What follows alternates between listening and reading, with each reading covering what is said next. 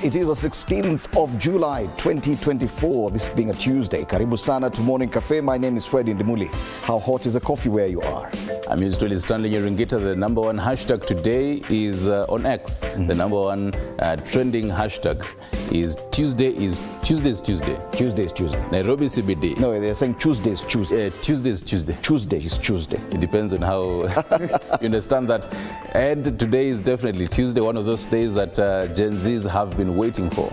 Occupy everywhere. Wait to say that will be happening after a lull in quite a number of days. If that will be happening today, we'll be informing you and giving you a live coverage of that as well. Coming up later on, Biashara Tuesday, we're going to be discussing matters entrepreneurship with CPA Wanaina, matters career as well as entrepreneurship. But before that, State of the Nation, we'll be discussing what's happening in the country with Joe Mutambu, former MP Mwingi Central, political analyst Alex Mwathi, and Daniel Orogo, political analyst as well.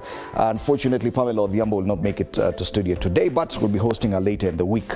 Something else happening elsewhere in Rwanda, and we cannot continue without noting this.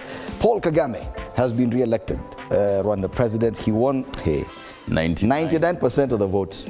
Oh yes. Sema election kama hiyo. Uliona ile gazeti ya the East African walikuwa shampatia. Walikuwa shajua. Talking of magazeti, let's take a look at what the dailies are talking about today. Hey, this is a big question. Is this the man, the serial killer of Kwale? That's a big story. That's a big headline on the front page of The Nation. Na nimeona mahali online watu wanasema hata uongo inahitaji sama. But this should be one of the best headlines. The Standard had one very good headline yesterday, na pia leo. They're saying running out of excuses. Where? Yeah. And the choice of photos that they have of the president nowadays on the front pages is very interesting. In a match, the headline versus running out of excuses. That's the big headline. Si hapo wamekuja sana. Gen Z wana sponsor. Ukurasa mbele wa Taifa Leo. Kumbe mna sponsor. Hatuna sponsor sisi. Tuna sponsor. Taifa Leo hapo hii ni mrefu. Nimejua tu. On the Business Daily, that's too long. Safaricom earns 40 billion cash shillings from reverse calls and airtime loans. How about that? Hii ni maneno ya Gen Z. Maneno ya reverse calls najua nini. You're giving Safaricom 40 billion from reverse calls. Nyinyi mnaekanga airtime the whole month. And Okoa. Hiyo lazima. Interesting times.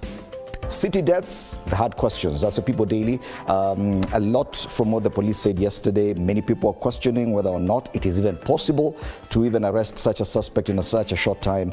And is it even possible to get all the evidence? All the evidence, yeah. In one space, just like that. And if at all the police really did that, then congratulations to them. If at all they could continue that same MO, I think we should clap for them. Tuwapige makofi. Kama waliweza kushika huyo jamaa within one day. Very fast. Makofi. Kenyan DCI, Kenyan Police. Hapo mmeweza. But wanasema kuna questions hapa kwa People Daily. On the Star, PSs and advisors on route to chopping board, they go the different kind of a conversation here. But then they also make mention of Gen Z revolt. We'll be getting back to that. It's the kind of pictures that you expect to see later today. Let's cross over to regional matters. And yes, Paul Kagame is actually on the front page of the dailies in Uganda. On the Daily Monitor, Kagame reveals RPF war secrets inside Uganda. This is a headline that not talking about his re-election. Recollections by the Rwandan leader that the current Ugandan government in its early years tried to thwart a Rwandan Patriotic Front's plan to wage a liberation war by sending founders of the rebel group for military training abroad contrasts with President Museveni's own account of his motivation. That push and pull, Rwanda na Uganda, wanakuanga na ka relationship kingine funny sana. Today they are friends, tomorrow they are not. Kidogo wanafunga border. So today, even as Paul Kagame is re-elected in Rwanda with 99% of the vote, in Uganda they're talking about his secrets and his war with Uganda. That's the front page of the Daily Monitor. Kagame is also on the front page of the New Vision, still in Uganda. Yes, and they're saying vote counting starts in Rwanda. But the big headline there is Katanga case, it continues, lawyer speaks out on will. Yes, but it shows you how big the Rwandan election is. To Ugandans, they share a common border, of course, and the image there of the Rwandan president and the first lady casting their ballot. Of course, by now, everything has progressed and the numbers are out. 99.15% of the votes. How does your 99%? It's, you know, even at Okfanya DNA, inakonga 99%. You need 99.15. That's 100%. Yes. 100%. It doesn't get the spoiled votes. The second person, I think, has 38,000 votes. Meanwhile, Kagame has more than 7 million. Yeah, that's 100% surely. And the next time, it's 4 years, right? I guess so. All right, in Tanzania, okay, fine, they do not share a common border with Rwanda. You have to cross through Burundi to get to the other side. But they make no mention of Paul Kagame or the elections in Rwanda, but mabasi 100 kupoza makali mwendo kasi. Mchechu, nafikiri ni waziri, ataja mikakati mchakato wa kupata mkopo NMB, ataka kampuni zaidi kuwekeza kwenye mabasi, vigogo mashirika mtegoni tena kufyekwa.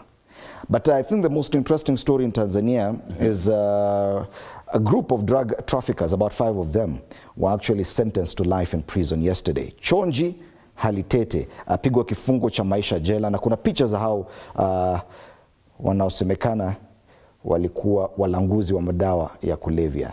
That's the front page of Mwananchi. And on the Citizen, still in Tanzania, mixed views great government business plan. So the government said yesterday that it wants to see well-established public institutions and corporations in which has a sizable stake expand outside Tanzania, prompting mixed sentiments from economists and industry experts. You're right. Yes. That story is still there. The drug kingpin and 4 others handed life sentences in Tanzania. It's a big story there on the front page of this daily. Those are the papers. Do you have one from Rwanda? Unless it's oh, you didn't manage ni sawa. Yes. Tangalia kesho. Habari ni ile ile. Let's take a look at the traffic situation in Nairobi. And of course, today, with what we expect in town, you can tell no one is going to town right now. Even this area that always has the trouble around Pangani, it's green. Traffic. Yeah, it's around 7 minutes past 6. It is green. Usually, by now, it starts to get yellow, meaning that traffic is building up. So no traffic. Kiambu Road is green, Thika Road is green. Let's take a look at Jogoo Road. See if you see? Jogoo Road is quite Jogoo Road, even this area that's usually problematic around Botela, Makadara area, is green this morning, meaning no one is using that road. Even at City Stadium, no traffic. The only traffic we see is actually inside town on Haile Selassie Avenue next to the Marikiti. That's the only place you can actually see some traffic. So I guess Marikiti is operating, but for how long? We don't know. Yeah. Other roads, similar story. South of Nairobi, that's Mombasa Road into town, nothing to report. Green all the way on Langata Road, green all the way on Ngong Road as well, as far back as Karen, past Junction, and Wayakiwe too. Nothing to report on that stretch of road. So yes, it is a Sunday traffic today. So if kama una haja sana ya kwenda town, barabara ni nywe. In case ulikuwa na meeting, usiharakishe sana. The road is looking as clear as possible. Let's take a look at the weather, courtesy of Kenya Met Department, and see what they have for us. A forecast of, as of today, all the way to the 22nd of July, that is next week, I believe on Monday. Let's start with the average maximum temperatures that you're going to be seeing. And I think quite the chunk of the country, the eastern as well as the northeastern, will be getting temperatures as high as 30 degrees Celsius plus. Into the eastern, rather the upper central, Nairobi, between 17 to 25 hapo. In Nairobi, let me zoom in for that. The southern bit of Nairobi, between 20 to 25, alafu the northern bit of Nairobi less than 17 degrees Celsius. This means that intermittent cold continues in these parts of Nairobi, Kiambu, Murang'a and Machakos, as much as temperatures in Achezea. Very Nakuru, I can see, yes, very chilly weather. And speaking of the kind of chilly weather that you're going to be seeing, now for the minimum, turudi hapa Nairobi and its metropolitan region, Nairobi, you're going to be getting between 10 to 15 degrees Celsius for this entire week that is coming, as well as Kiambu, Nakuru, Nakuru, and yes, and its environs. Huko pale akina Kimenda iko nini, Nyeri, the very dark blue kind, less than 8 degrees Celsius. Parts of Tharaka Nithi and Meru, that border as well. The lake region would be between 15 to 20 minimum temperatures of that. This hii pande ingine ya Kenya, northeastern, would be 20 to 25 degrees Celsius. That's the minimum temperatures. Tear gas ita change your temperature, especially around Nairobi later in the day. Na hiyo baridi vizuri ina make sure iko sawa sawa. And speaking of what to expect today, major focus even on our news is really going to be on what has been happening in Kwale. Today is going to be day 5 of the retrieval of the bodies, and so far, as much as there's a whole discrepancy of the numbers, at least 10 bodies are recovered so far. So do expect that, as well as investigations on what really happened. We're also going to be seeing autopsies of these bodies that have been recovered so far. Yesterday there was the autopsy began, so we do expect that process to continue as well. Something else to be looking forward to today. It is the 16th of July, and Gen Z said we're coming out to the streets in different parts of the country. So stick around for some live pictures of that, if and when that happens. If it actually happens, talk to us, utuambie maandamano ni kama imeanza hapa kwetu. 0793267279 is our WhatsApp number. Right now though, let's take a look at today in history. On this day, 8 people killed during Senegal's Football League Cup final in Dakar as a wall collapsed onto clashing supporters, triggering a panicked stampede.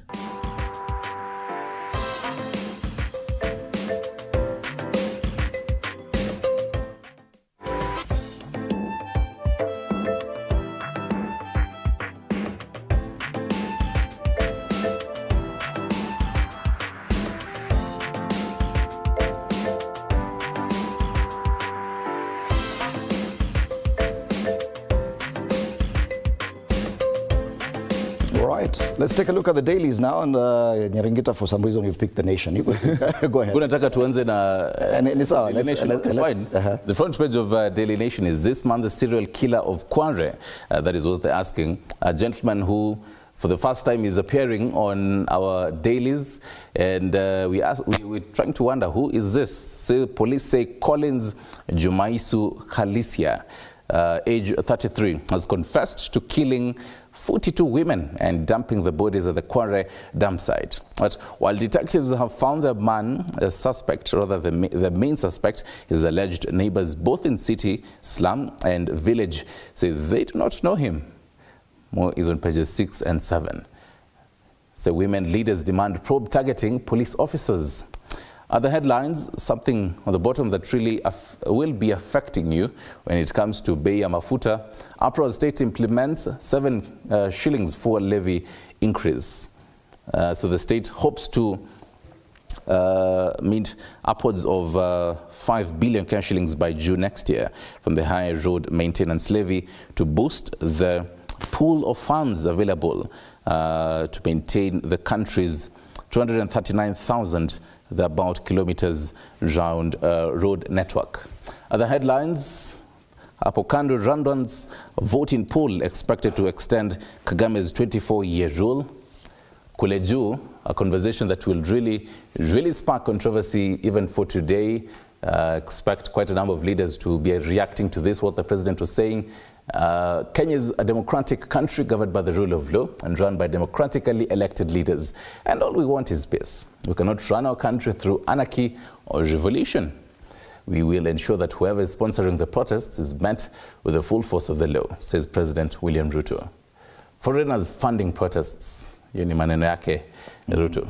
They have a secondary reporting of what happened kule Germany. Spain triumph as unlucky England lose in yet another final. Hiyo maneno ya usuals 2024. All right. Issues to do with protests still making it to the front page of the Standard. Running out of excuses. They talk about the shifting of blame from one, let me say, one person or one country to another, one organization to the next. Who is to blame? It started with blaming the opposition. It went to former President Uhuru Kenyatta. Now it is NGOs that are being accused of funding the Gen Z protests. However, government seems to be groping in the dark on how to address the governance issues it faces. That's a big headline on the front page. And it reports as things are, yes, clearly. Anasema tu hivyo, hata sio sisi tumesema. Other highlights, of course, the Kwale issue and what features also on the front page of the Daily Nation. But it is a story on page 8 of the Standard that, and still linked to the protests, that is getting my interest. They say that Gen Z protests have roots in decade of unrest in high schools. Kumbe mumekuwa mkisumbua for a while, eh? Oh yes. Wanasema siati ni kitu ilianza juzi. Apana. In 2015, Langata Road Primary School learners protested against grabbing of school land. Hao ndio Gen Z hao. In 2016, a report found rampant use of phones by students for mobilization and peer influence. So they say the wave of Gen Z protests is led by a tech-savvy generation. It may have its roots in a decade of school unrest. Kwa hivyo ile wakati mashule ilikuwa inachomeka sana, ni hawa Gen Z. You've been the problem so far. We've been able to address our issues vocally and say this is what we want.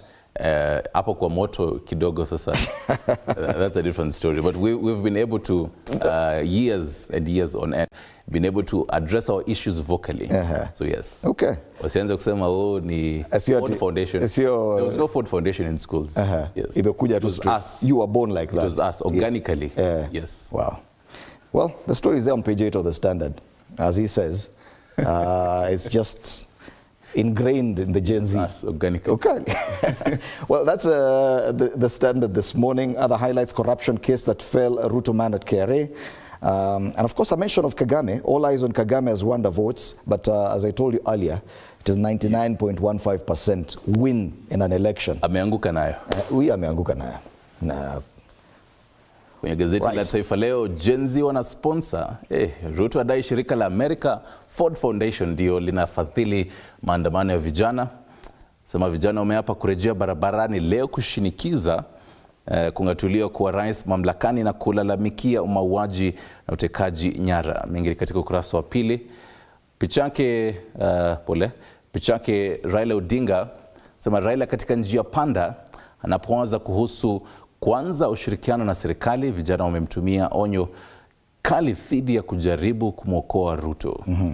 That reminds me, yesterday was to be the very first day of the multi-sectoral forum that was to take about 6 days. Nothing happened. With 150 representatives. Yes, it failed to take off. And materialize. Yes, so the fate of that proposal hangs in the balance. We do not know if that will still be what the president and Bwana Raila Odinga will be pursuing. Speaking of Gen Z, Waislamu wa Gen Z watulie, wahofia kudorora kwa usalama iwapo maandamano yataendelea leo. Kulingana na Uislamu pale, kule chini masuala ya michezo, washindi wa Euro 2024 na Copa America, hoye Hispania na Argentina. Kile tukirejea masuala ya hapa nchini, kule juu kabisa, sema rais rejesha Jumwa na Mvurya. Kulingana na Chizuga, naibu msemaji wa serikali aliyekuwa mwanahabari mwenza huku, amesema Aisha Jumwa na Mvurya warudishwe kazi. Si maneno yetu hayo, maneno yake. Kwenye kurasa wa mbele wa Taifa Leo. Huyo ndiye muuaji Kwale. DCI yadai idara ya ujasusi yasema Collins Jumaisha amekiri kuwa jumla ya watu 42 na evidence pale, ushahidi wake umechapishwa pale. Hiyo ni gazeti la Taifa Leo. On to Business Daily. Uko na the hard copy sasa. Yes, a very long headline. Safaricom earns 40 billion from reverse calls. Once again, this I said, this must be the Gen Zs. And airtime loans, ile wanaita ni okoa. Unachukua call haraka unasikia reverse call. Press 1 to accept this call. I know one particular Gen Z who does that to me regularly. Na si mimi, just to... Na hata ukimnunulia credo bado anakupigia hiyo reverse call. More than half of Safaricom's voice usage in Kenya is now powered by a mix of loaned airtime, freebies, and donations from those receiving calls. And it's earning Safaricom about 40 billion shillings. Hey. Way, interesting. They're saying this underlines the decline of this business line amid increased competition and growth of alternative communication channels. That's a big story on the front page of the Business Daily. The other highlight, billionaire Balubai doubled Bamburi stake ahead of buyout. Quick highlights there on the ticker. ESC firms back trend with mega Kenya deals. Treasury cuts Ruto's debt plan. They make mention of this story, public uproar as state imposes higher fuel levy. And this has been captured on all the front pages, but because of discussions around the protests and what's happening at the Kwale, I think has escaped the attention of many people. But then this should be a big discussion point, because they say a decision by the state to increase the road maintenance levy to 25 shillings per litre of petrol and diesel has caused public uproar amid concerns of further pain at the pump. Because ideally, this pump prices should have really gone down. But with that addition of 7 shillings for every litre, inaongeza inakulwa, so ilibaki tu na ilishuka chini na 1 bob. Na 1 bob. So singeshuka chini na 8 bob. 8 bob. Quick math. Like a Gen Z. From BD to PD, people daily city deaths. They say they had questions. And pallet cheating, they go with femicide. Just how did a pervert kill 42 women in Nairobi slum without the knowledge of security agencies? And you realize it's a question being asked everywhere. Even on the Daily Nation with regard to this person, it's a question they ask, is this the serial killer of Kwale? Hawasemi he is, wanauliza ni huyo jamaa kweli? Hata hapo wanasema how, just how. 42? Wow. Well, they also have a quote there by Khalid Hassan. Kule juu, President's new cabinet headache.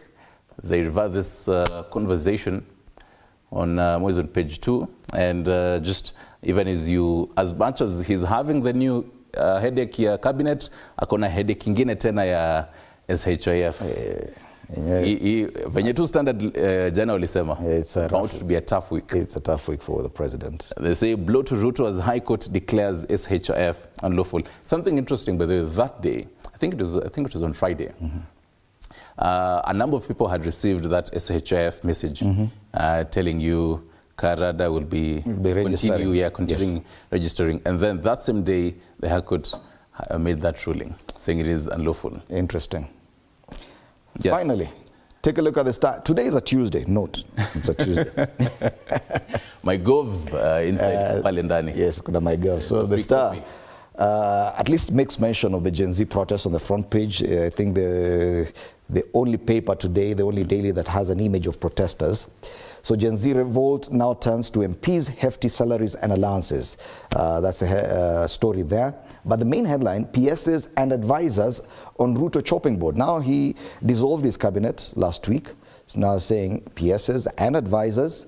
Radical changes amongst those facing the axe is economic expert David Ndii. That should excite a lot of people. He's been very busy on X telling people, hakuna kitu mnafanya. So it could be on the chopping board as well. That's a story that the Star has chosen to go with. Everyone else goes with the Kwale. There's no mention of that story here on the front page of the Star. The murders in, or the retrieval of bodies in MUKURU. So yes, those are the dailies today. Let's take a look at the cartoons. The cartoon on page 14 of the Standard. We don't have a copy of that, but the cartoon on the front page of the Standard has an image of the president, or a caricature of the president, speaking from inside a jacket pocket, which is now the deep state. The creature wearing this jacket looks like a very big cat, a very fat cat. That's it. They're dubbing the deep state. Now he's working on his cabinet, and he's saying, let me tell you, I will carefully select an excellent team that will surely deliver my promises. This is said in, I think in Nyandarua, on Sunday when he was in Nyandarua. So they seem to suggest that yes, even if he's going to be naming a new cabinet, he will definitely be towing the line in as far as this big cat is concerned. So he'll also need prayers as he does that. Oh, he has already asked for prayers. Yeah. So you can send your prayers his way. On page 15 of the Daily Nation, the economy, igari inaitwa economy megonga muti mwamba, the finance bill. So there's a yellow car being driven by the president with the finance bill 2024 tied on top of it. It has hit a very huge tree, and the IMF is coming to the rescue. So it's all Ford Foundation's fault, says the president. So even economy kianguka ni Ford Foundation. All right. Protests ahead. Slow down, protests ahead. Okay. So the IMF should have told him that. Yes. But he's blaming the Ford Foundation. Oh, yes. Okay. I love how cartoonists to a Daily Nation and the Star, they've taken that cue of a yellow vehicle moving. And that is what the Star has, a yellow bus. There are 2 other passengers inside. You can carefully decipher for yourself who those It's an empty bus. passengers are. But kuna wengine wamerushwa nje. Ni kama hata wheel moja nayo imetoka pia. And it's flying up in the air. I don't know where it will be landing.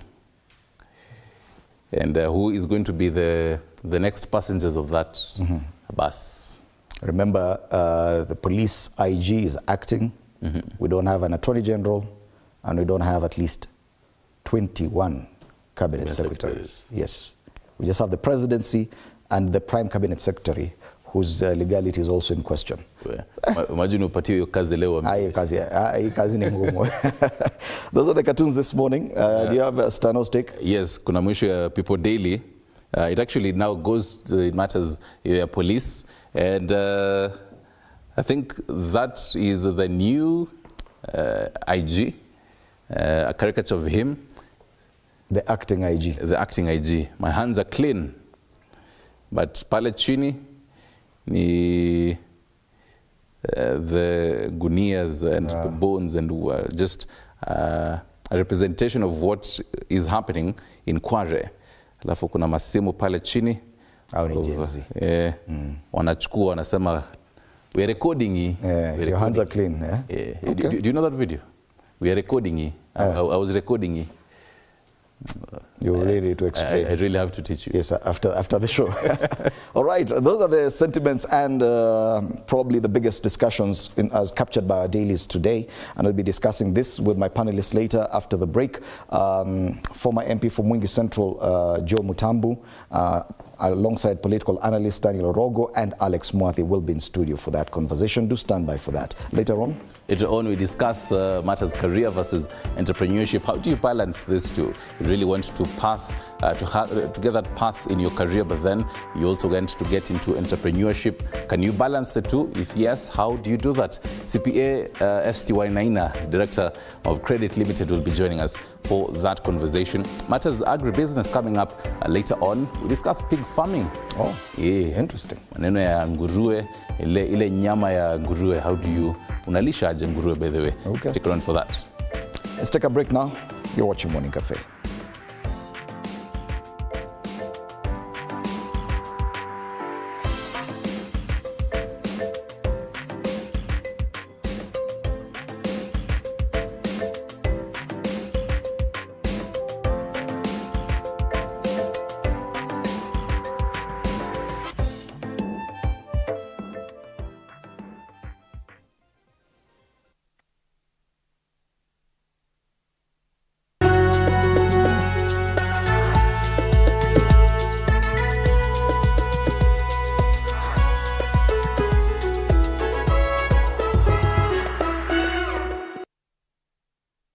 Kila kiongozi ana hadithi yake ya kipekee. Wazazi wangu walikuwa bit strict kwa sababu mamangu mwenyewe, mimi kutoka kuzaliwa sijailala nje. The white small one, huyo ana sniff gunpowder na risasi na bomb. Alafu huyo mwingine ni ridgeback, ana sniff Simba. Even the employees knows that. So when in the boardroom is the chairman, the CEO, and the rest of. At what point are you a wife? The minute you get to that inside that door, you become now the wife. Na kila maamuzi wanayoyafanya hufichua mengi kuhusu utu wao na uongozi wao. We see God blessing us, and we now realize the power of giving also has to be rewarded back. Kupitia kipindi Mfahamu Kiongozi, tunakuletea mahojiano ya kusisimua na uchambuzi wa kina kuhusu viongozi wetu. Pick your core business as the bigger stones. Put them in your diary first. Give priority the bigger things. Usikose kila Alhamis saa 1:30 jioni.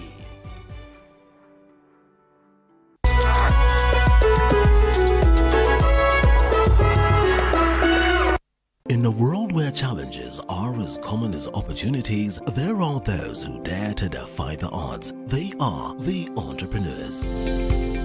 Entrepreneurship isn't just about starting a business. It's about embracing uncertainty, pushing boundaries, and turning dreams into reality. Hata ambao ni pesa ya kusave, wallahi.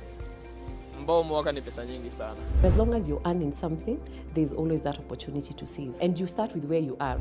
The way we run the business is in a very unforgiving way, where every team member has to bring out their best. So, to all the dreamers, innovators, and risk takers out there, remember, being an entrepreneur isn't just a job, it's a way of life. Join the journey. Become an entrepreneur. The Grind, Mondays at 7:30 p.m.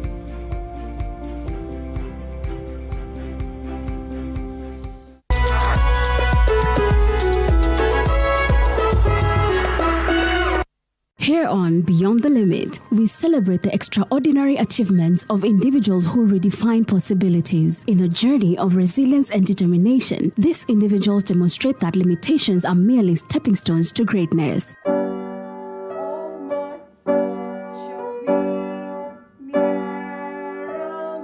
I'm Nancy Njoroge, a mother of 3.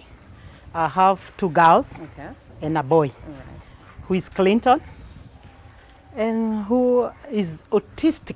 When my heart got healed, I decided to come out to be creating CP awareness, to let other people know that there is such a condition, and people that has it is not that they are witches. Together, let's go beyond the limit every Saturday at 8 p.m.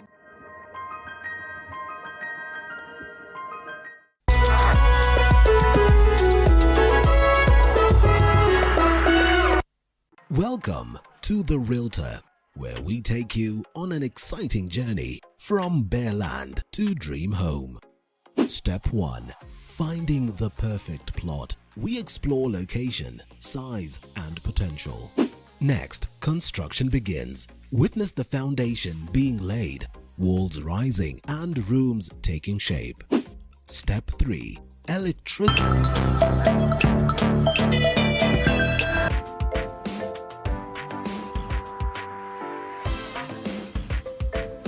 Welcome back. You're watching Morning Cafe on TV47 with me, Fred Indimuli. Time for us to take a look at the state of the nation.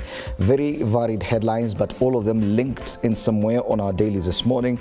The Daily Nation has chosen to go with this question. Is this man the serial killer of Kwale? The question that everyone is asking.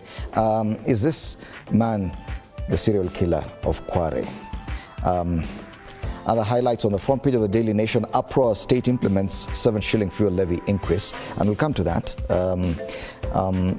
I'm in studio this morning with Bwana Alex Mwathi, political analyst. It's good to have you in studio today. Okay, thank you very much, and always a pleasure to be here, and really appreciate the fact that on this particular day, on the one on this seat. Karibu sana. It's always a pleasure to have you. To thank God for a fantastic day. Started very well, and praying that this day will be great. Okay. Thank you very much, TV47, for considering my views to be worth listening to. Thank you. It promises to be a very interesting day with the Gen Zs back on the streets for what they're saying Tuesday is Tuesday. That's one of the top trends. Tuesday, and you hear 16th of July, so a lot could be happening today. Part of that and what we expect to happen has been fueled a lot by the rage and anger that continues to build up. And one among the issues that have contributed towards this rage is the headline we are seeing. They may not be directly linked, but the retrieval of human remains from Kwale has really resulted in huge uproar that could be translated to some of the scenes that we're going to witness today.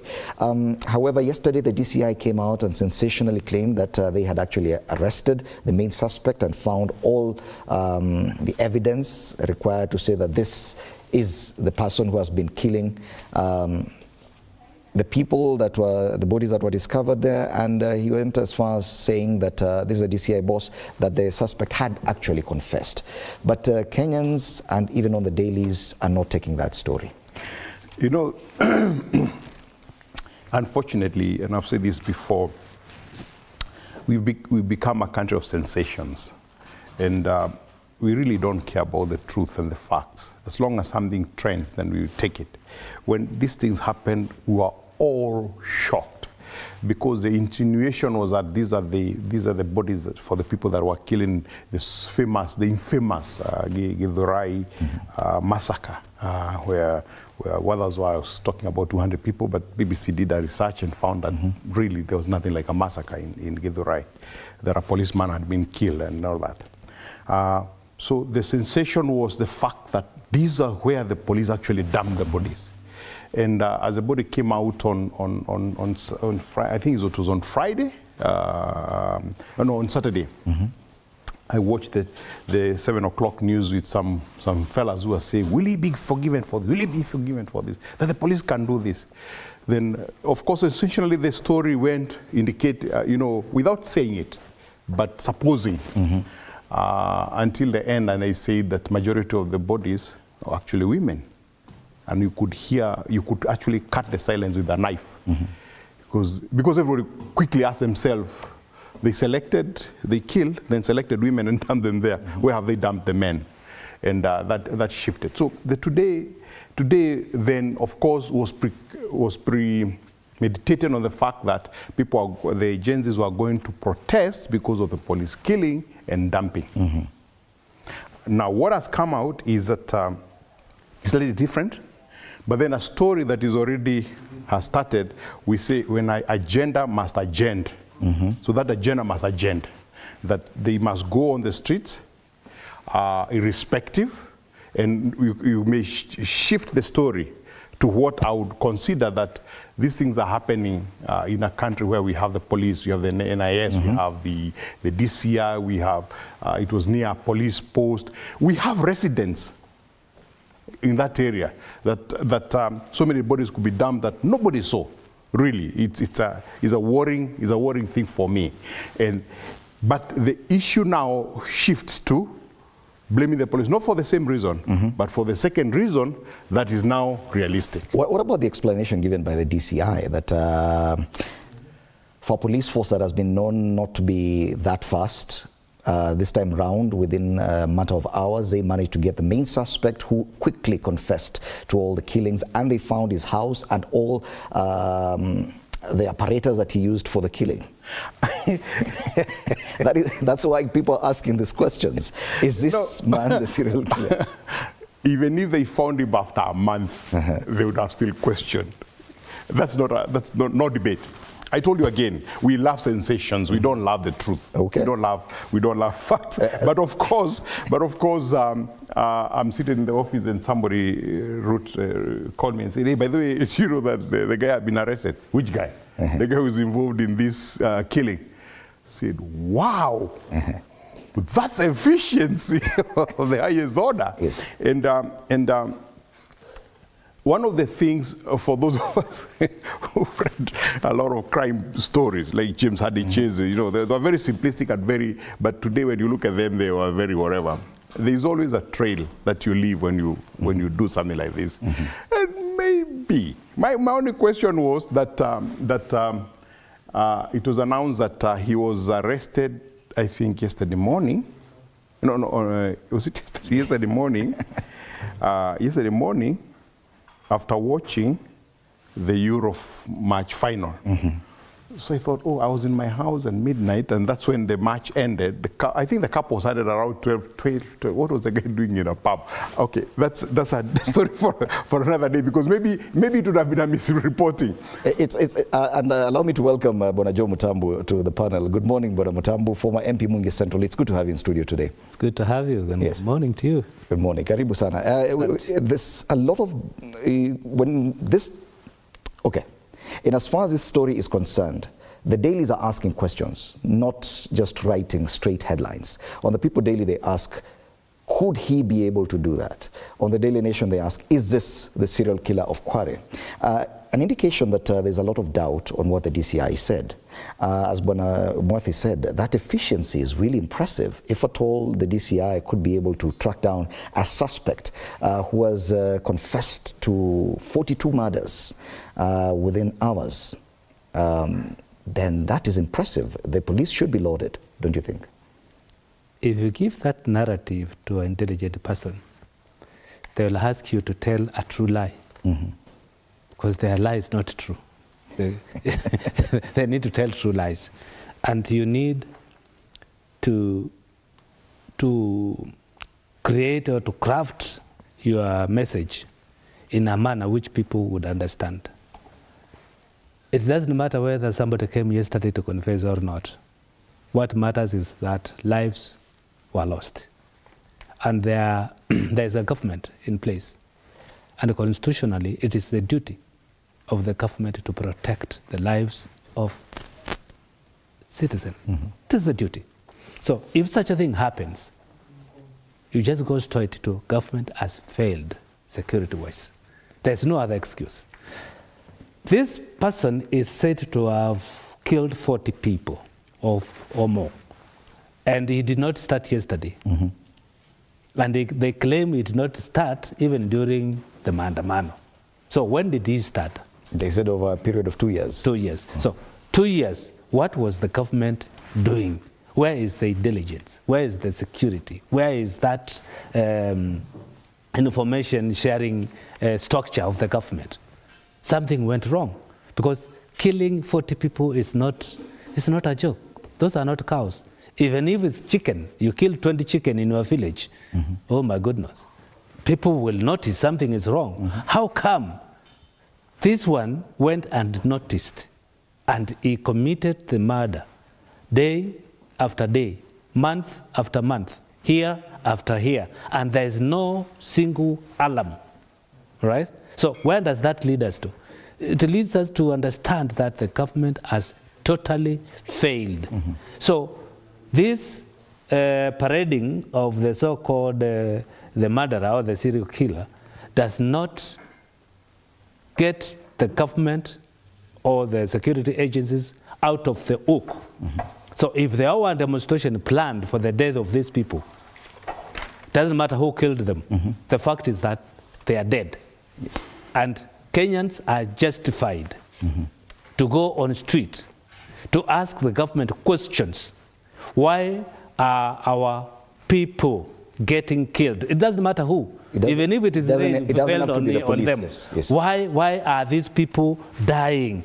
Yet we have institutions. Do we agree that there was a lot of pressure, probably because of today's planned protests, that there was a lot of pressure on the police and probably on other security agencies to try and calm the masses, to try and pacify the masses, to try and contain the kind of outrage that was created by this issue at Kwale?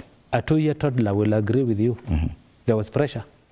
And out of that pressure, so the government must seem to be working and to be doing something, and they want to bring out the perception that, contrary to what people are feeling or thinking, that it is government which committed these crimes.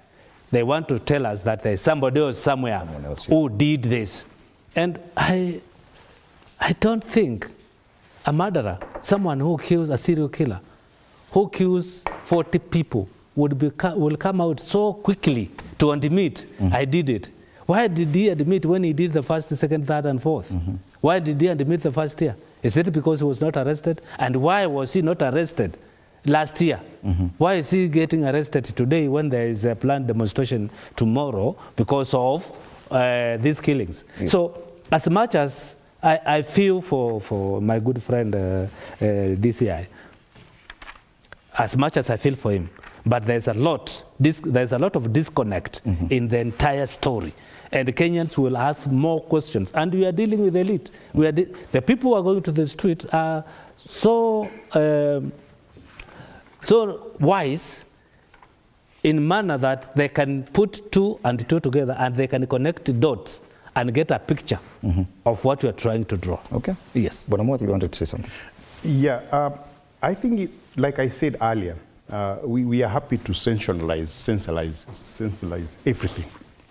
To an extent now, whether today and I've listened to other talks in the radio and TV shows, people are getting shocked about this kind of thing.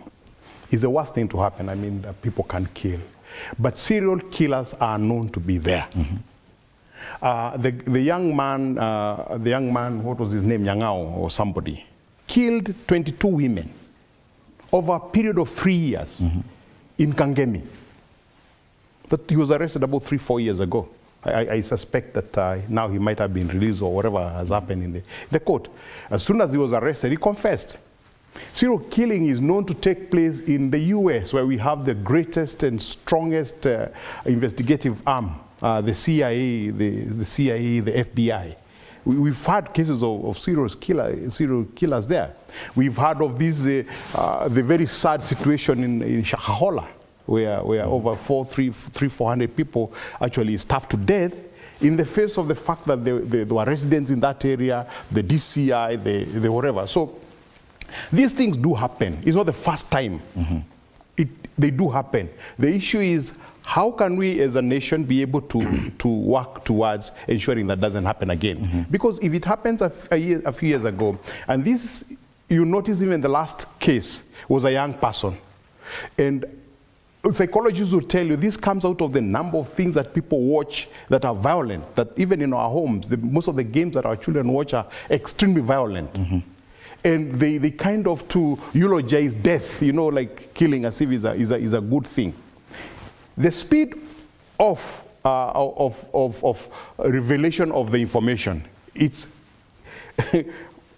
leaves some doubt. I mean, it's excellent. But also, can we give our institutions space to be able to prove themselves to be true? Because they will have to take this guy to court. They'll have to take him to court. They have called for he claims that the first victim was his wife.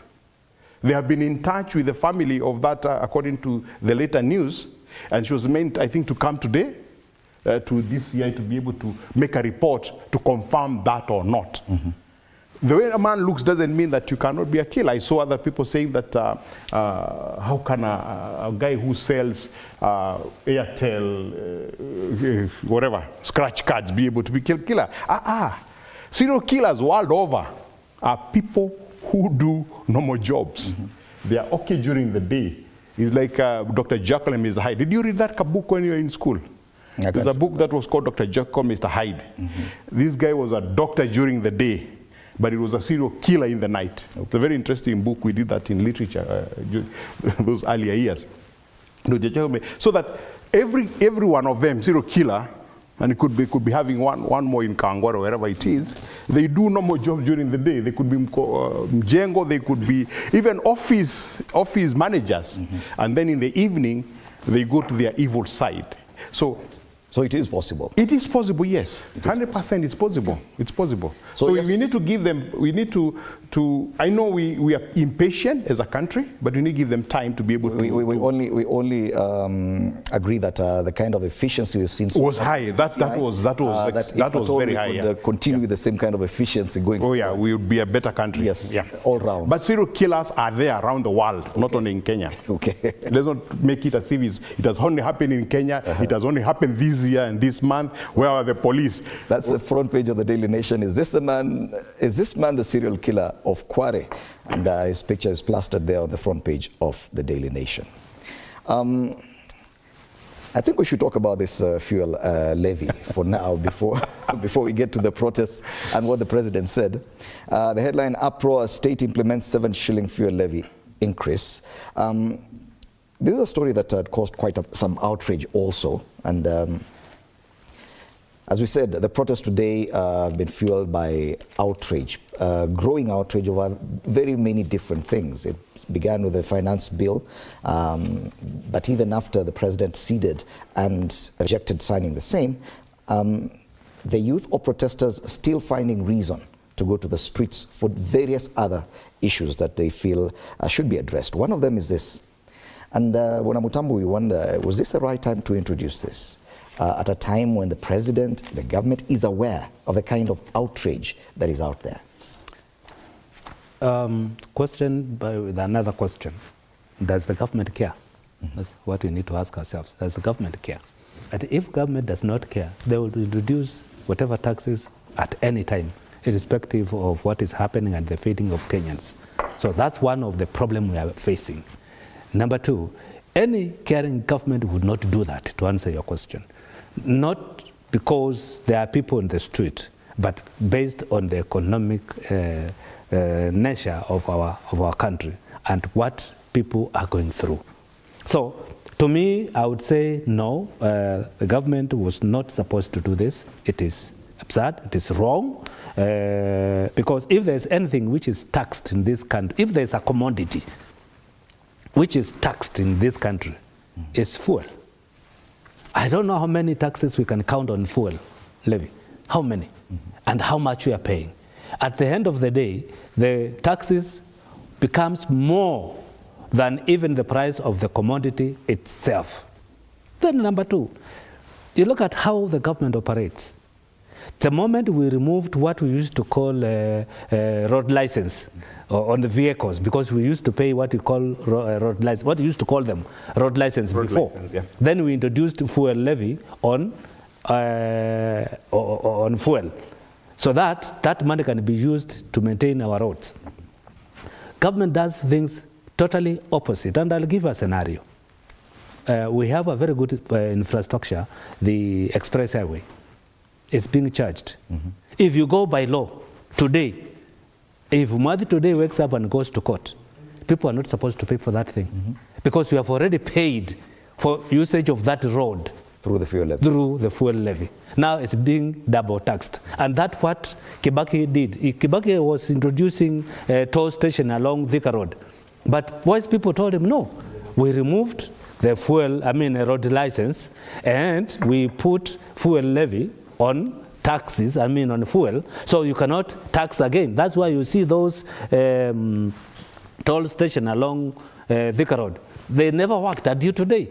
So likewise, express highway is charging people illegally. Okay. If somebody goes to court today, I tell you, if I move to court today, I will stop that thing. Yep. People will not be paying. So the government is not taking its priorities right. But with the budget cuts that this administration undertook to ensure they happen following the rejection of the finance bill, there will be some deficit in as far as maintenance of roads. And through this fuel levy, they were hoping to raise, and the Daily Nation has done us justice by quoting the amount, 115 billion shillings, towards maintaining the country's over 200,000 kilometer road network. And probably we should give the government some leeway to collect some money, at least with budget cuts on one side, roads still have to be maintained. A very good question. There's a public debate because these proposals done by the rich man, Mulkumen, the 4 million shillings watchman. That's what people are calling the 4 million shilling watchman. And there was public outrage. There was public outrage. In the face of this situation, because the debate came on the tail end of the finance bill discussions, people are asking, when we are talking about the draconian taxes, how can you, in your senses, even imagine that you can increase the fuel levy? Mulkumen, the Minister of Transport, admitted in public that he had heard the people, that there was an outrage about the increase of the fuel levy. Forget about everything else that you're going to discuss. The public has said, we can't afford. No. And Murkomen's word was this, that we will hold it back. We will withdraw it, the proposal, until we find a way that is accommodative. So for the government to increase this, to throw this in the last fuel adjustment, and purport to reduce the fuel by 1 shilling, they are being deceitful. They are being insensitive. They're being all the wrong things that any human being with honor will do. Because you're telling people, I'm reducing 1 shilling, while really what you should be reducing is 8 shillings. So you're stealing from the people 7 shillings. And remember, this was brought in to cover up 2 things. What we used to call, what Mheshimiwa said, the road levy, the road license, as well as the toll stations, because the argument then was, we had a toll station, I don't know, you remember them, we had a toll station on Thika Road, we had a toll station at Gilgil, yes. We had a toll station at Mariakani, and we had a toll station in Athi River.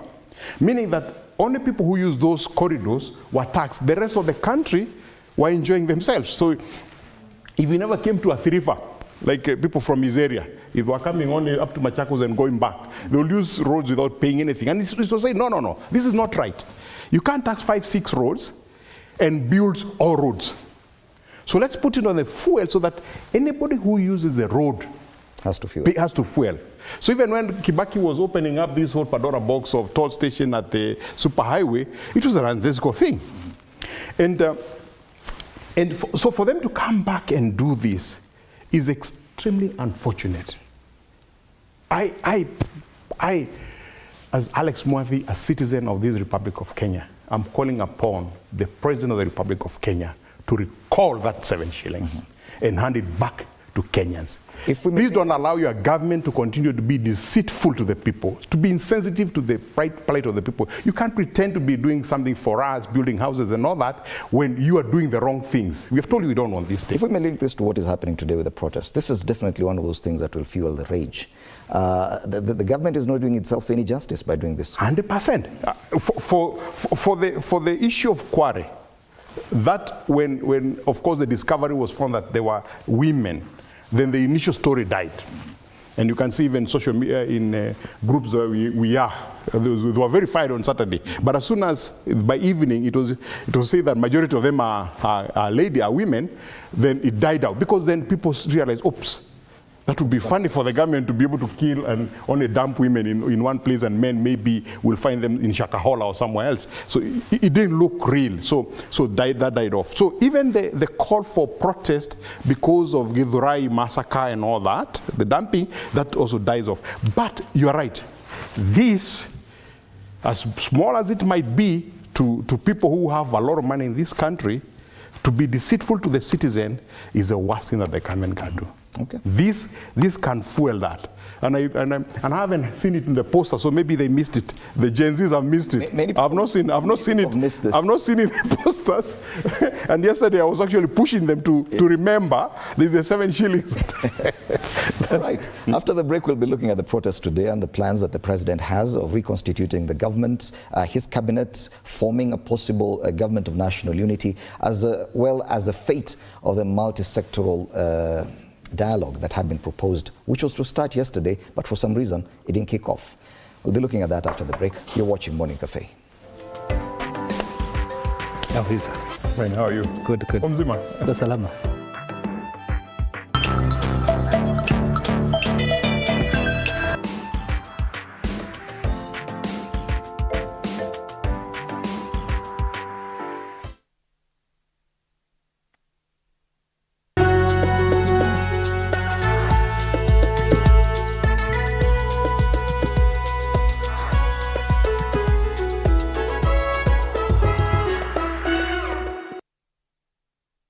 Kila kiongozi ana hadithi yake ya kipekee. Wazazi wangu walikuwa bit strict kwa sababu mamangu mwenyewe, mimi kutoka kuzaliwa sijailala nje. The white small one, huyo ana sniff gunpowder na risasi.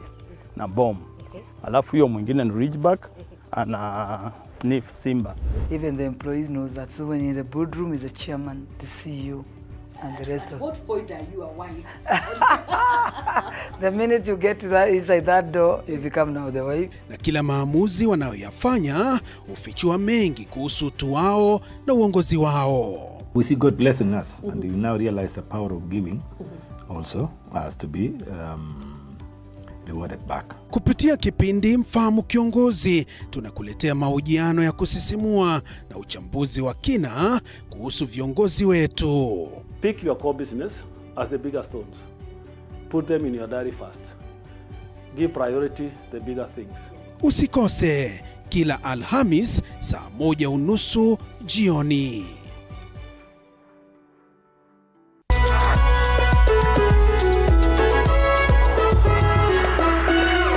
In a world where challenges are as common as opportunities, there are those who dare to defy the odds. They are the entrepreneurs. Entrepreneurship isn't just about starting a business. It's about embracing uncertainty, pushing boundaries, and turning dreams into reality. Hata mbao ni pesa ya kusave. Wallahi. Mbao mwaka ni pesa nyingi sana. As long as you're earning something, there's always that opportunity to save. And you start with where you are. The way we run the business is in a very unforgiving way, where every team member has to bring out their best. So, to all the dreamers, innovators, and risk takers out there, remember, being an entrepreneur isn't just a job, it's a way of life. Join the journey. Become an entrepreneur. The Grind, Mondays at 7:30 p.m.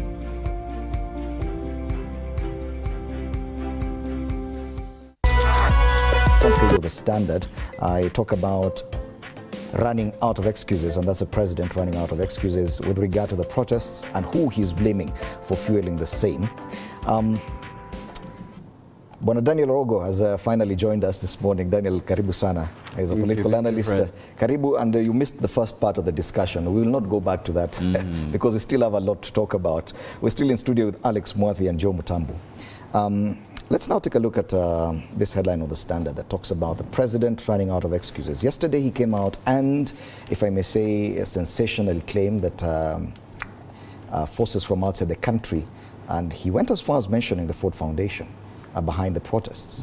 And we've been here with the president talking and other government officials saying, allow me to read what they've written on the Standard, because they've actually outlined the same. It started with blaming the opposition. It went to former President Uhuru Kenyatta. Now it is non-government organizations that are being accused of funding the Gen Z protests. However, government seems to be groping in the dark on how to address the governance issues that it faces. At one point, even Russia was blamed for these protests, and even the deputy president has been accused of being behind the same. Now, when you see the president come out a day before the protests and mention an organization from America, it leaves everyone confused. Is the headline apt that he is running out of excuses, Bwana Rogo?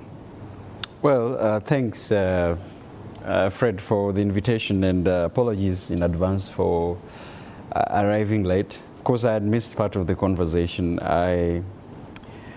With what you've asked, one would imagine a lot of things with these particular headlines here. There are two different headlines that are on the dailies. I think one is purely looking at the contextual issues that are happening around safety and security.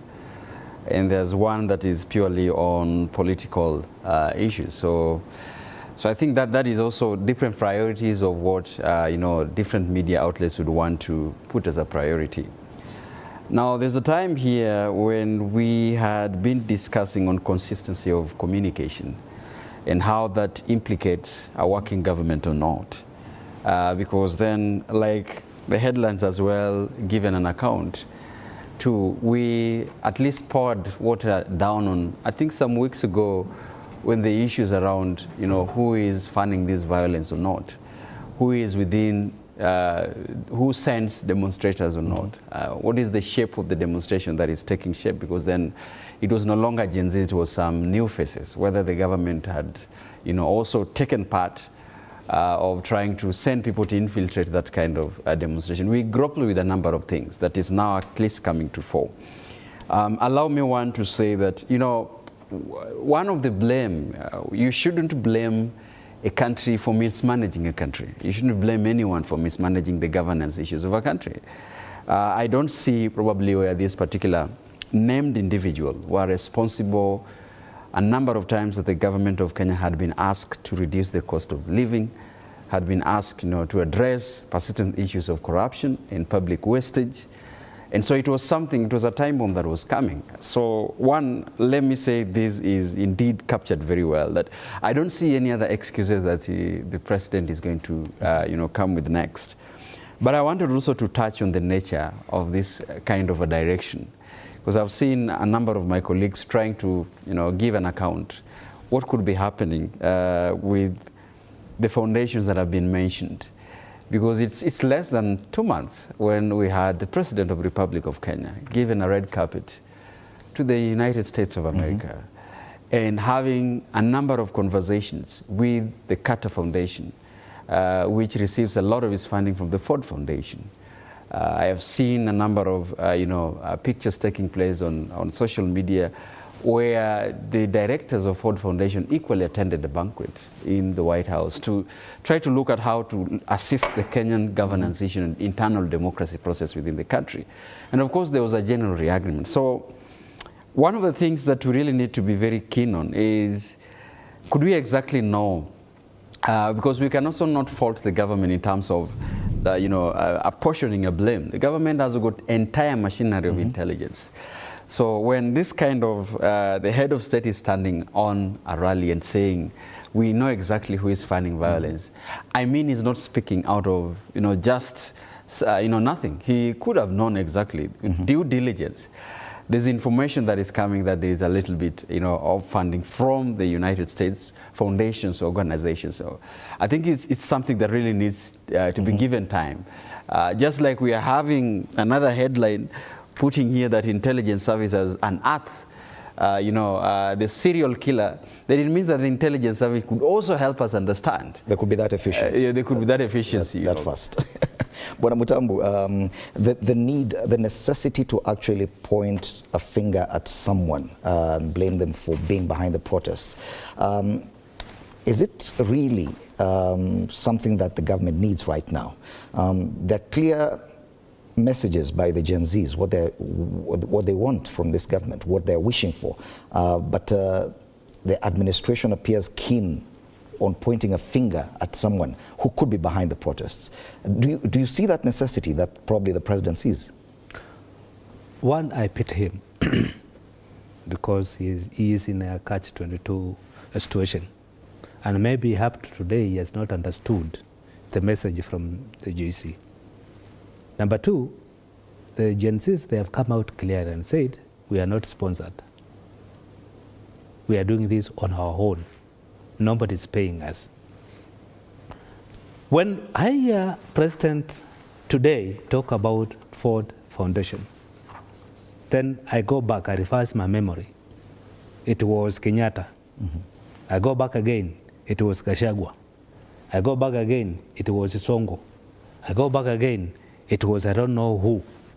Then you ask yourself, are we in that state? It reminds me of a lawyer who sang something in the court, Pink, Pinky, Pongi. Are we in that state today that the intelligence machinery cannot be firm to state what is happening in our country, what information they have that it is truly Mutambu who is funding this demonstration, and they have proof to prove their allegation.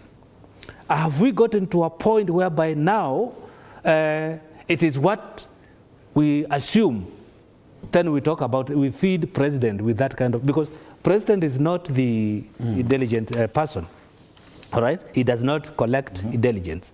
There are other people who do so. And before funds comes in the country, we have systems, we have central bank, we have all those officers who are seated in the central bank, who are snipping. Today try to bring 1 million in Kenya. They will know where it has come from and it is for what. They'll ask you, and before it is released to be used, unless it's being brought in through other means, which we don't understand. But it beats anybody's knowledge, if you are in financial space, to understand that money, when it is coming, even if it's being given by whatever charitable organization, there are documentation for that money. Do we have that proof? And did the president get that yesterday? Did he get that information yesterday? So they leave a lot of questions to be asked, and there are no answers to these questions. Because the way they are operating in a manner which they are confusing themselves and they are confusing Kenyans, and it becomes hard for any person to believe what they are saying. Because I want a communication issue, yeah? I want to believe that when President talk, that is the authority of this nation. And he is speaking from an informed position. So what information did he have about Uhuru? What evidence? What information did he have about Kashagwa? What evidence? What information does he have now about Ford Foundation and the evidence he has? So he is in a situation whereby he wakes up today and he don't know what to do and what to say. Yes. Bwana Mwathi, we recall that even the Deputy President had raised an issue kind of intelligence that the President receives, especially when the blame looked like it was being directed his way. Then we get to a point where now that is no longer happening and the President has changed and is now pointing his finger elsewhere. Just on the issue of communication, that alone leaves a lot to be desired. Kenyans are asking, okay, what exactly is it? Just as Bwana Mutambu is raising the same questions. He could be right that probably there are some people who are behind the protests, but with this kind of communication, the confusion doesn't help him. 100%. First of all, let me say this for benefit of our viewers. It is possible within 2 years to have different people do different things. That it is possible that the first protests were sponsored by the opposition. It is possible the second was sponsored by Uhuru Kenyatta, and it's possible that the third one was sponsored by Ford. Let's not sit here and assume. The first one were about an election that was supposedly stolen. Obviously, the opposition was the main people that were in that. That the next one had an issue of this under the table, Kachagwa, whatever, and then the Uhuru Kenyatta access. It is possible. And it is possible now because this is completely different from the rest. And you see, even in the character and in the action, the Gen Z, whatever, is totally different. That young people can go for a concert to celebrate, to remember the fallen heroes, and they did a fantastic job, by the way, to be able to take this government to pull down that. You remember, I sat here many times and questioned the thinking in having such a draconian tax regime. And they have a concert that is worth hundreds of millions of shillings, hundreds, thousands of flags flying around that they didn't contribute to get, but somehow they just fall from the air. My panelists would agree with me. Somebody paid for that. Somebody pays for the flags, but there's a force somewhere. But it boils down, in the face of this, what does the government do?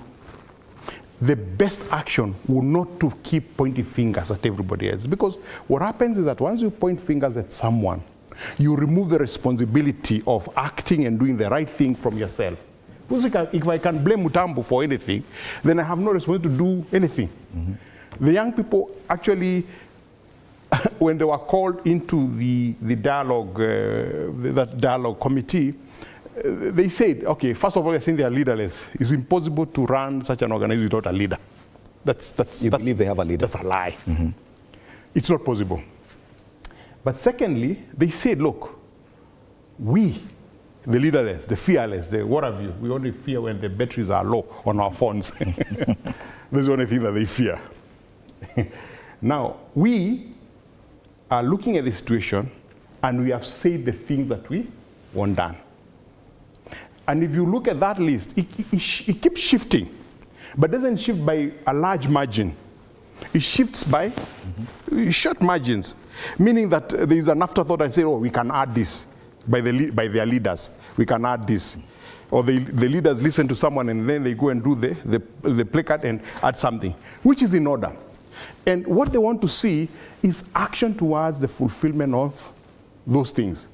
You rejected the bill. Thank you. We want to see this. We want to see this. We want to see this. Meaning that they want to see a strategic plan, because even them, they want to see some action.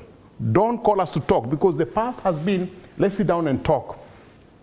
Uhuru sits there, Ruto sits here, Kalonzo sits here, Raila sits across the table, and they are looking at each other, right? As the two heads, and these are two deputies. And something is agreed on that table. And they all come out, oh, you know, now we have a national government of national unity. But the key reason why they went there remains exactly the same. You've seen handshake in 1997, you saw handshake in 2008, you saw handshake in 2017. We were almost seeing a handshake. And between you and me, nothing was going to change on the ground, because it was all personal interest. These young people are saying, no, we don't want to be on that table. Your hands are tainted. You are the leader. Although there is a lot of call of he must go, but there is a conversation that is going on that you can understand that this you must go is pressure on him. But they're asking him, do the right things. When you say you're going to have austerity measures, and you're asking that question about funding roads and all that, don't go back and raid our pockets. Cut your fat. Today, do you know in June he hasn't traveled, the president? And do you know between when he was sworn in October to May this year, do you know he traveled 3 trips every single month to a foreign country? Now, this month he has not traveled. Next month he will not travel, and I can assure you that the economy might do better. The bottom line is the young people are saying, austerity measure. Don't do these kind of things for us by increasing the taxes. Cut the fat. Okay. Do we know that there is fat? Yes. With Uhuru Kenyatta's admission when he was president, 2 billion shillings are stolen every day.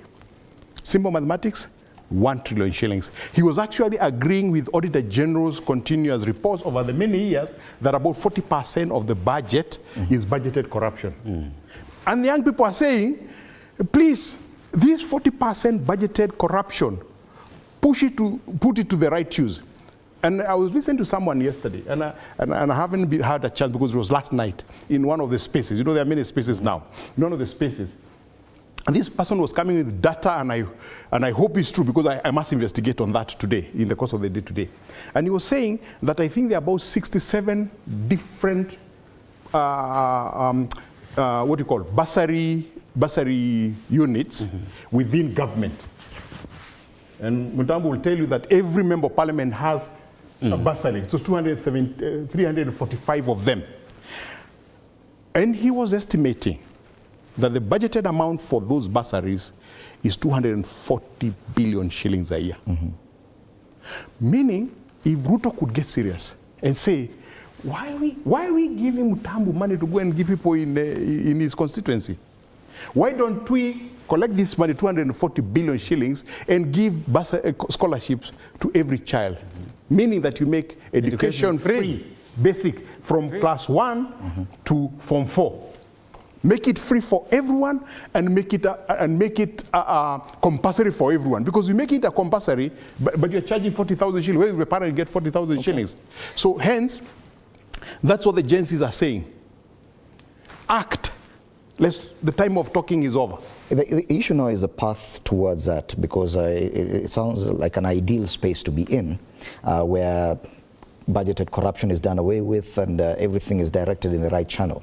But we don't have a cabinet, the president does not have a cabinet, let me say that, as we speak. And he has to do that in the next 1 week or so. He has suggested that he will talk to so many people and have a broad-based conversation towards forming a government of national unity. Among those proposals towards achieving that was to have a multi-sectoral forum for dialogue for over 6 days, where they said about 150 people from all sectors of this country will come together starting yesterday all the way to Saturday. Yesterday did not happen, meaning that there's a delay or probably a change of tack towards that.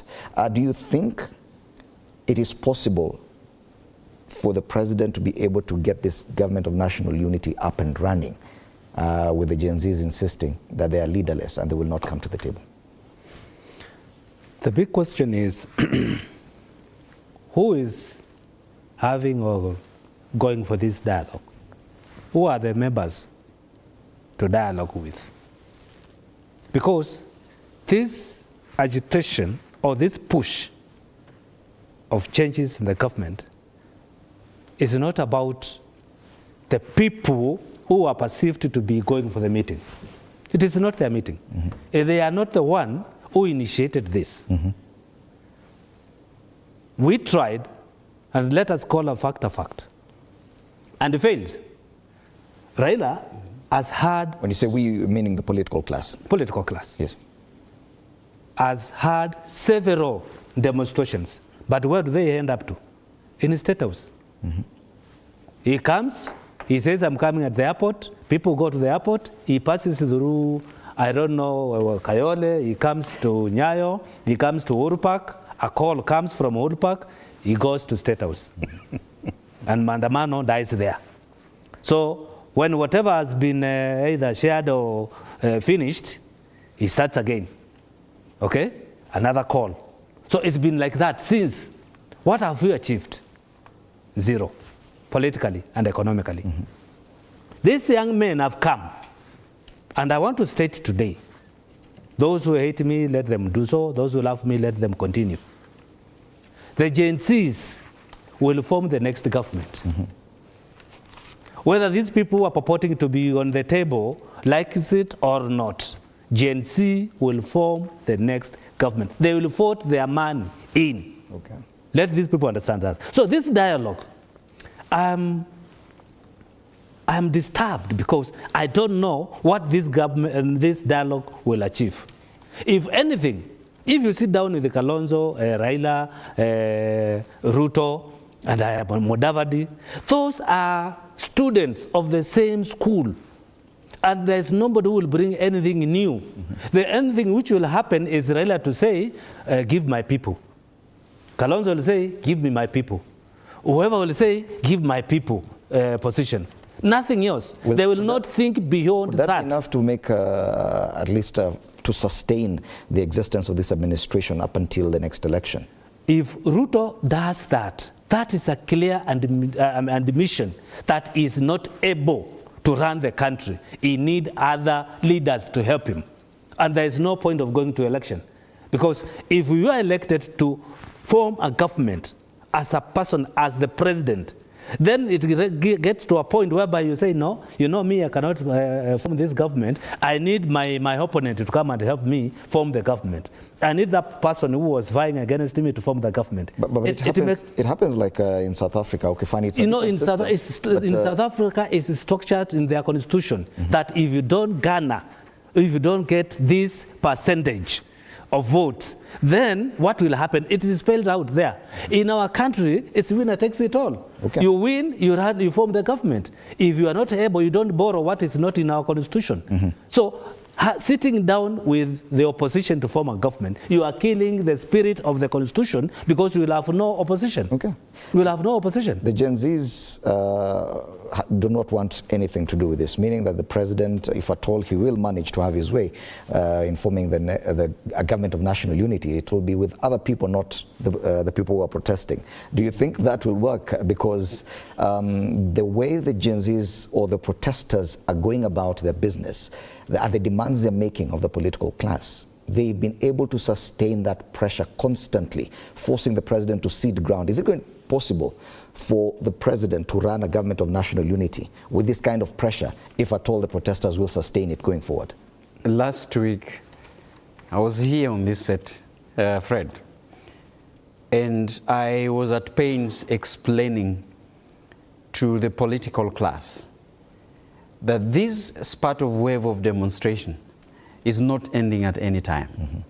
I think I was here, you can remember when we had a discussion here last week, and I made a reference when I told you that a month ago you asked me the same questions, whether the Kenyan young people would want to transform the activities from the screens to the streets. And I told you it will be coming, and it was coming. Less than a month, that was a realization that we are seeing right now, and it is true.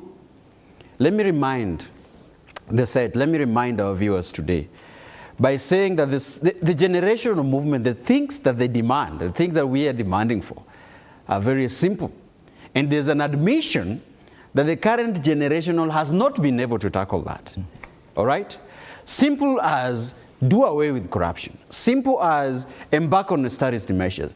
Simple as listen to the people. Very simple things. Do not interfere with the performance of the parliament. Rein on your cabinet secretaries who are not working properly. That has taken a decade for successive regimes to understand the need to listen to the people who elected them in the office. So what these particular protesters are asking is quite simple, that we elected a government and we delegated our power, which can be taken away so that we represent ourselves fully.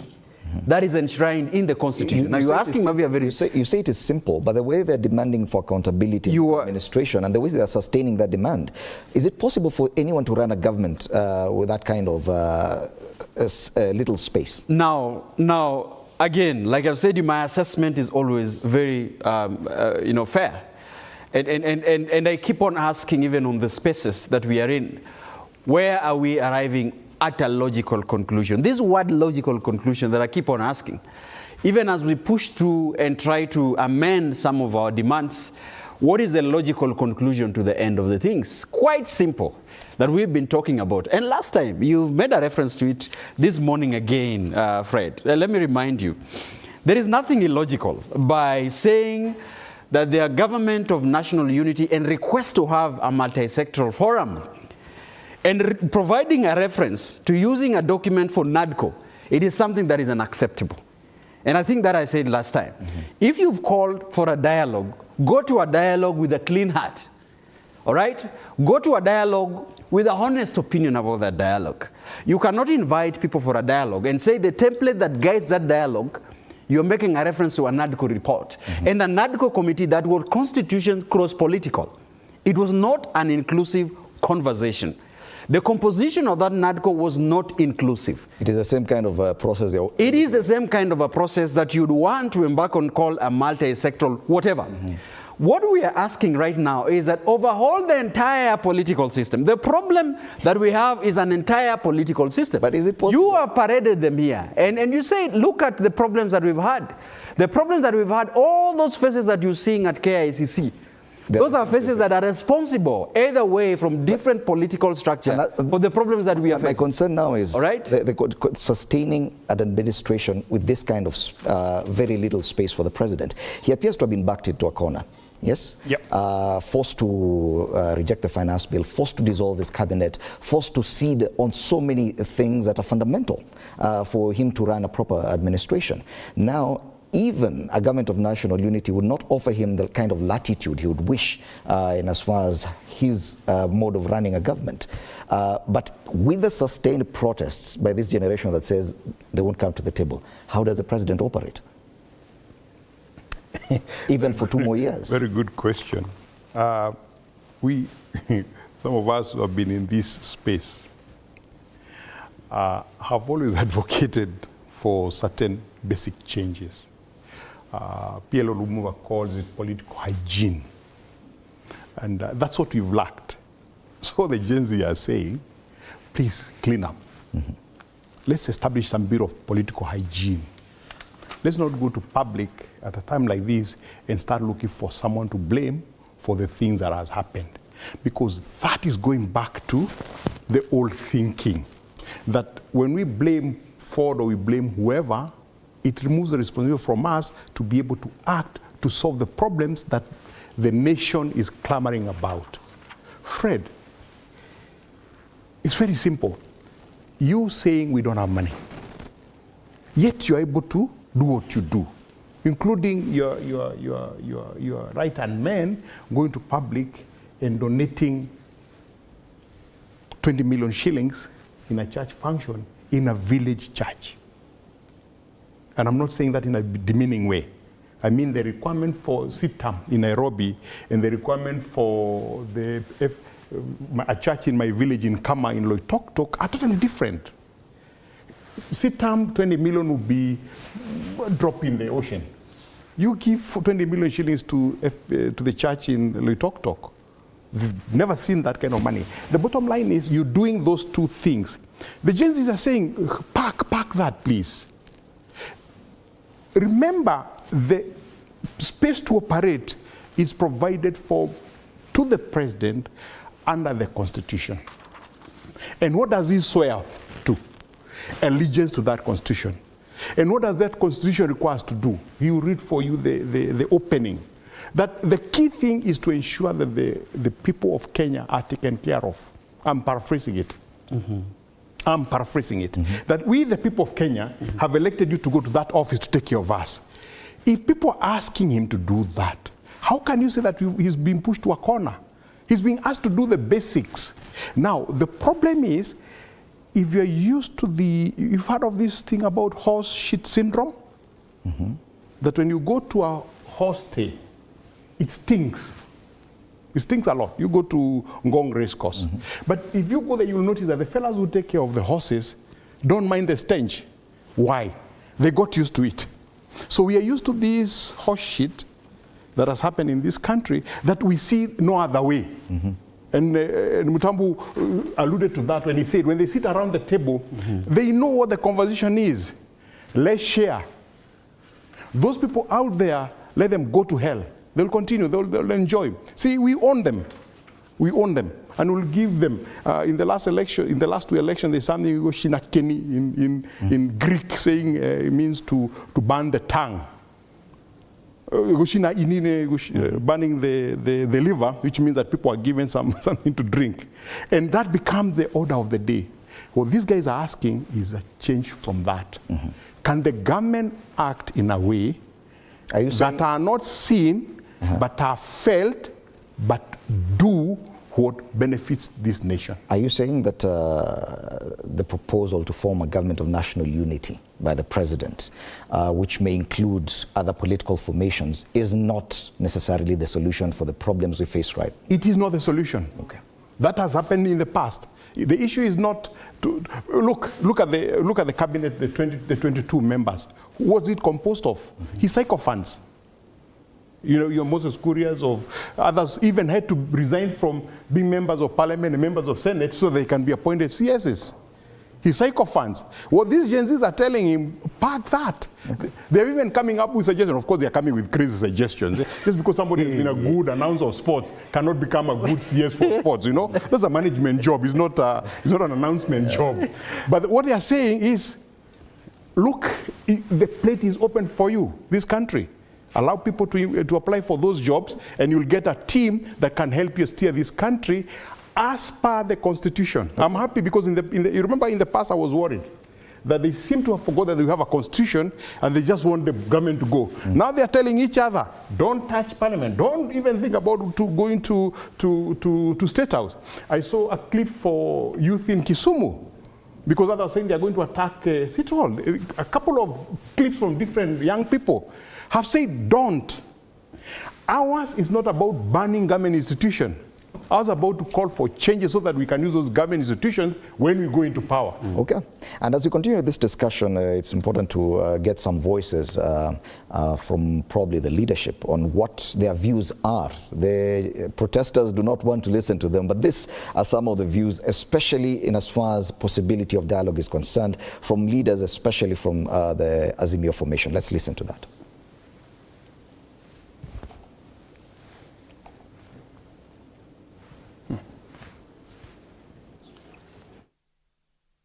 Nchi ya kupigana, ya kuharibu mali na ya fujo. Vijana wetu wa Kenya, tafadhali msikubali ati watu wafanye nchi yetu iwe ni nchi ya kupigana, ya kuharibu mali na ya fujo. Being the resilient people we always are, to come together and figure out the future of our country in a manner that makes sure that we address the existential challenges. No dialogue. No dialogue. No dialogue. Kufanya mazungumzo na watu wanawaua. Wangapi wanasema mazungumzo tawe. Kule Siaya wanasema no dialogue. Let's talk about the politicians now. With the prospect of government of national unity, there's a lot of excitement, especially within Azimio circles. Some people are seeing, and they're watching like vultures now, a possibility of actually getting cabinet positions. That kind of excitement says a lot about the political class. Could it be that the political class feels threatened, jointly threatened, not just the Kenya Kwanza team, that even those within the opposition are feeling like status quo has been threatened by the protesters? It's time up for them, and they're coalescing now to try and protect that space.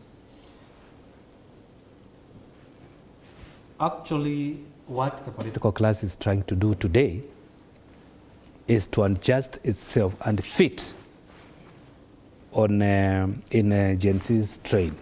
That's what they are trying to do. They are trying to capture, and that's why you hear them changing their tune every day to match what Gen Z want. Just the other day, Raila was calling for dialogue. Let us talk. But when Gen Z went out there and said, dialogue for what? Now they changed the tune so that they suit themselves in the clothes of Gen Z. That's what they are trying to do.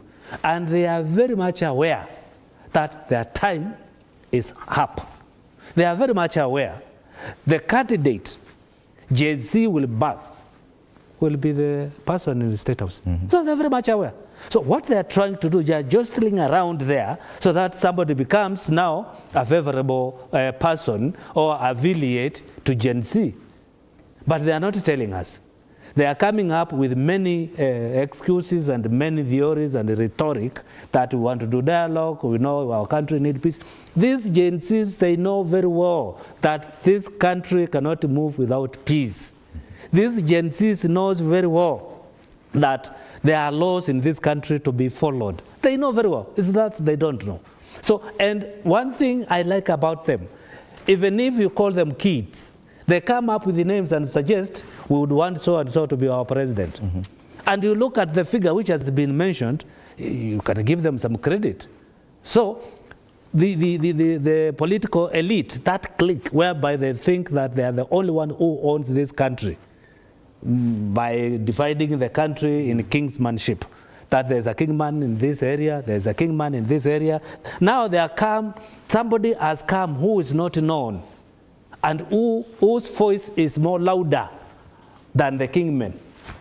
The voice of Gen Z is so loud that the political kingsmen, they have no space going forward, and that scares them to death. That's why you see all these things happening today. And to me, I think the call by Gen Z is very clear. What president need to do. We know there's that famous Ruto must go song, which is out there.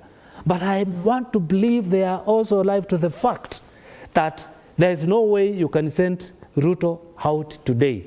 Why? If you send Ruto today, out today, we'll have constitutional anarchy, because you need to understand he has not formed the IBC. Okay? And you need to be live to Article 134 of our Constitution. True. Right? That any incoming president who is on a temporary measures, he has been put there, like, for example, in our situation, if we send Ruto out with this deputy, definitely the Speaker of National Assembly will ascend to power for 60 days. Now, that president has got some limitation. He cannot appoint nor fire an officer.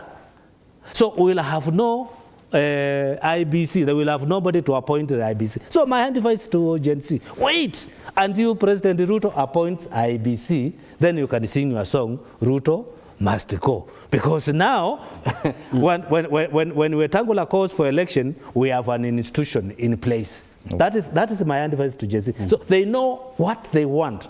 And it may come and may catch up with Ruto if he's not very careful. What we want in this country and what Gen Z want is not a government of national unity. They want a government of credible people.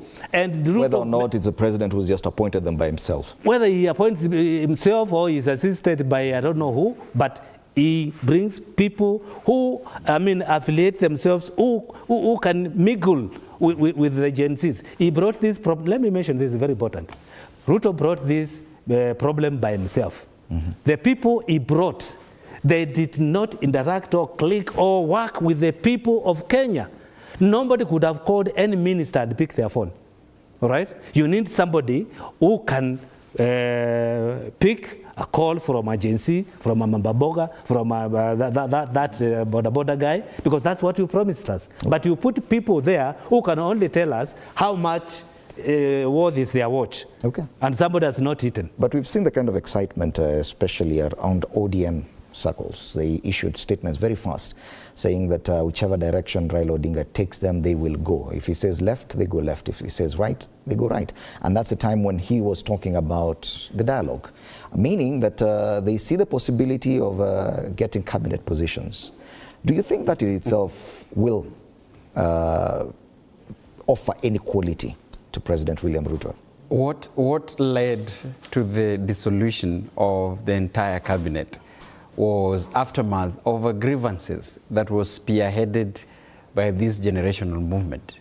Fred, it was not something that was politically canvassed. I have stated that, I will continue to state it again, that this kind of generational movement is willing to sacrifice any other political establishment that do not accrue to the reforms that they are talking about. I have said in entirety, and last week I said here, the Standard also captured it. It was very clear that the demonstrators were asking Baba Raila Amolo Odinga to step aside because he's done a lot of issues. He's been the face of democracy, and give credence to him. He's been outside there and he's struggled a lot with the rest of other Kenyans of goodwill to make sure that we have freedom of us to express ourselves and to have a rights and to have a political plurality in this country. The problems that we face right now are problems that we ourselves would want to engage the government to.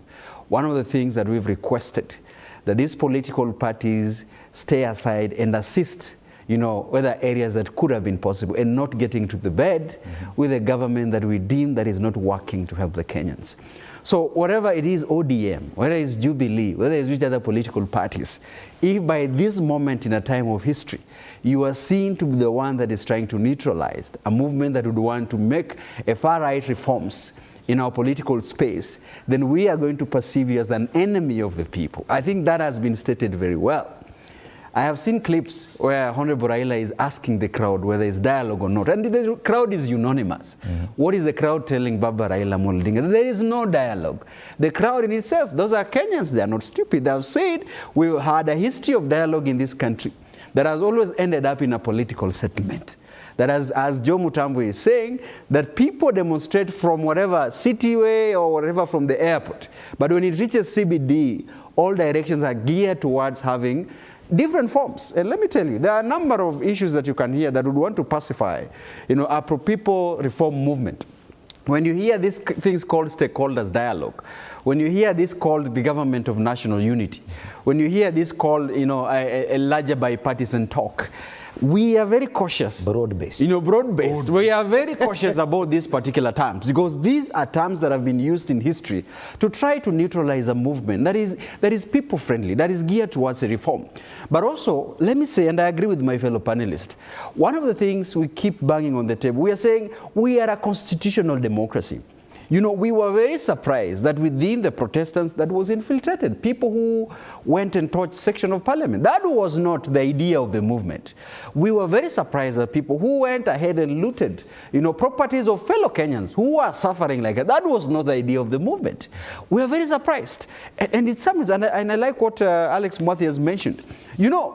Coming back to a session where you are conceding and making a number of concessions, then you must appear to be seen so that you understand the mood of the public. As Kalonzo Musyoka has always put it, you cannot call for a dialogue over the taxes and then you creep in the road maintenance levy tax. Are you serious about that particular dialogue? You cannot purport to be saying that we are not a police state and we are going to deal with extrajudicial killing.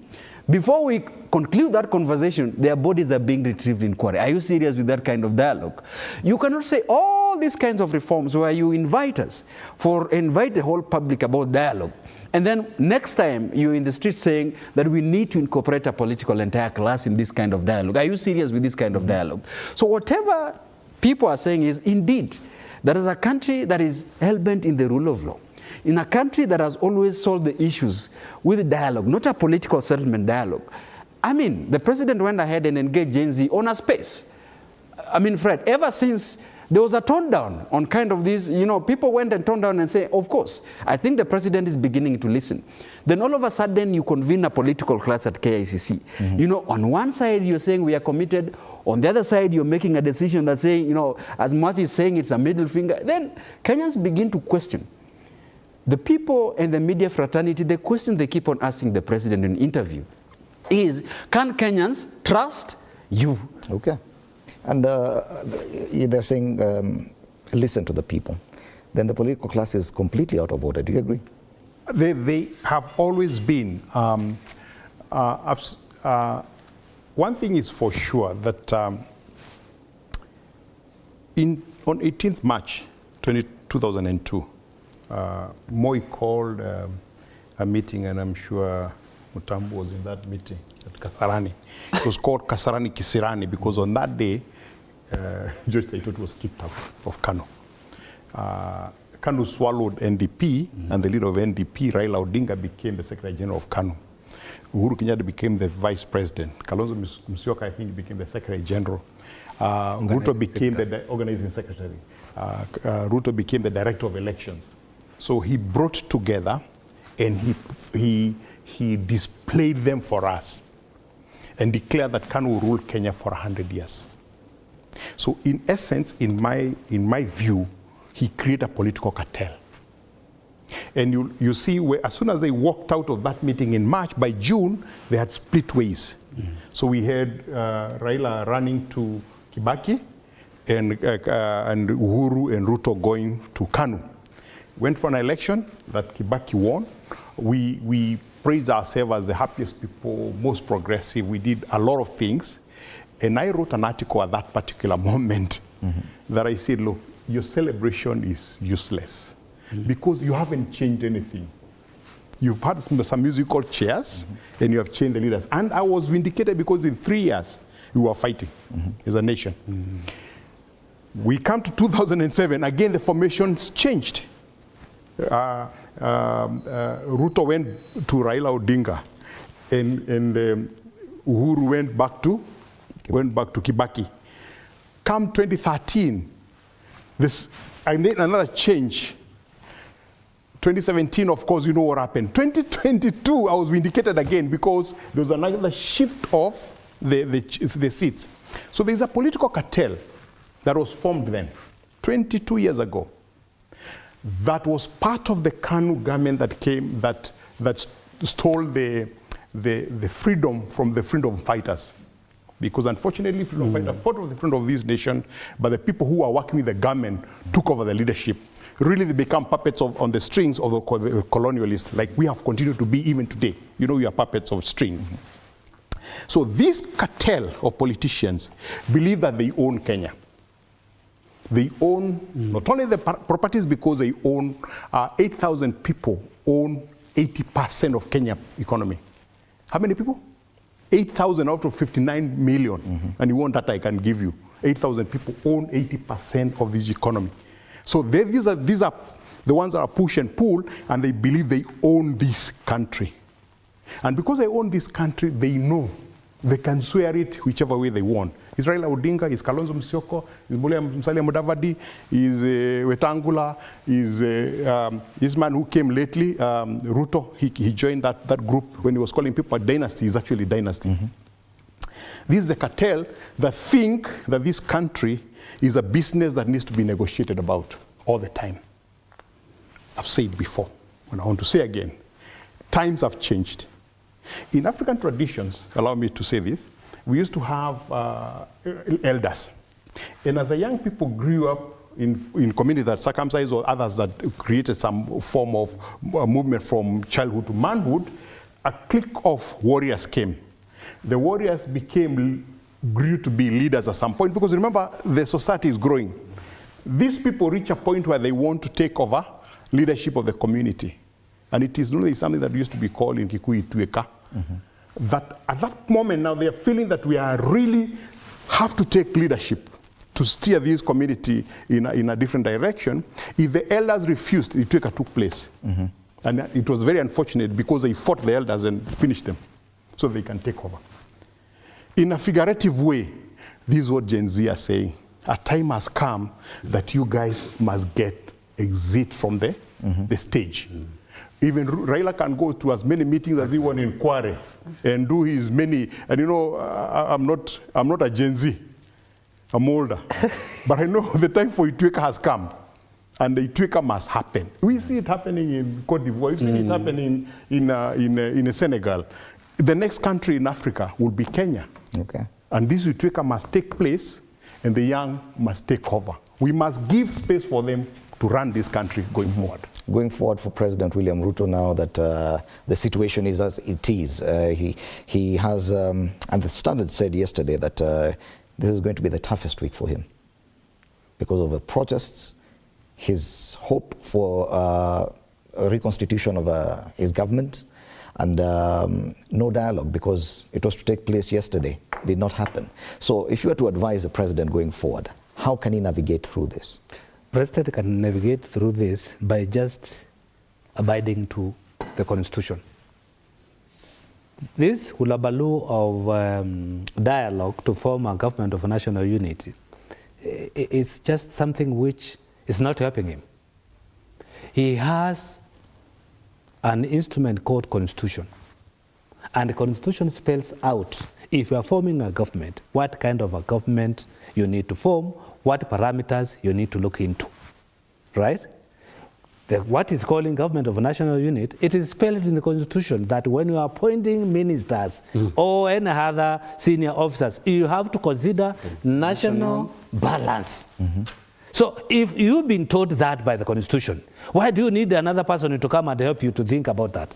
And if it is national balance, you know the region very well. Regional balance, you know all the regions. You know the people who are in Eastern who can help you and help Kenyans and help these Gen Zs understand that they have a person who is representing their interest. You don't need to be told by Raila who to appoint. You know Kenyans. But there's a challenge there because now when you talk about regional balance and ensuring that everyone's interest is covered there, we saw what happened with the Government of National Unity of Mwai Kibaki and Raila Odinga. The cabinet had 40 plus members with 52 you're wrong. Ministers. Our region is not that big. Our regions are 8.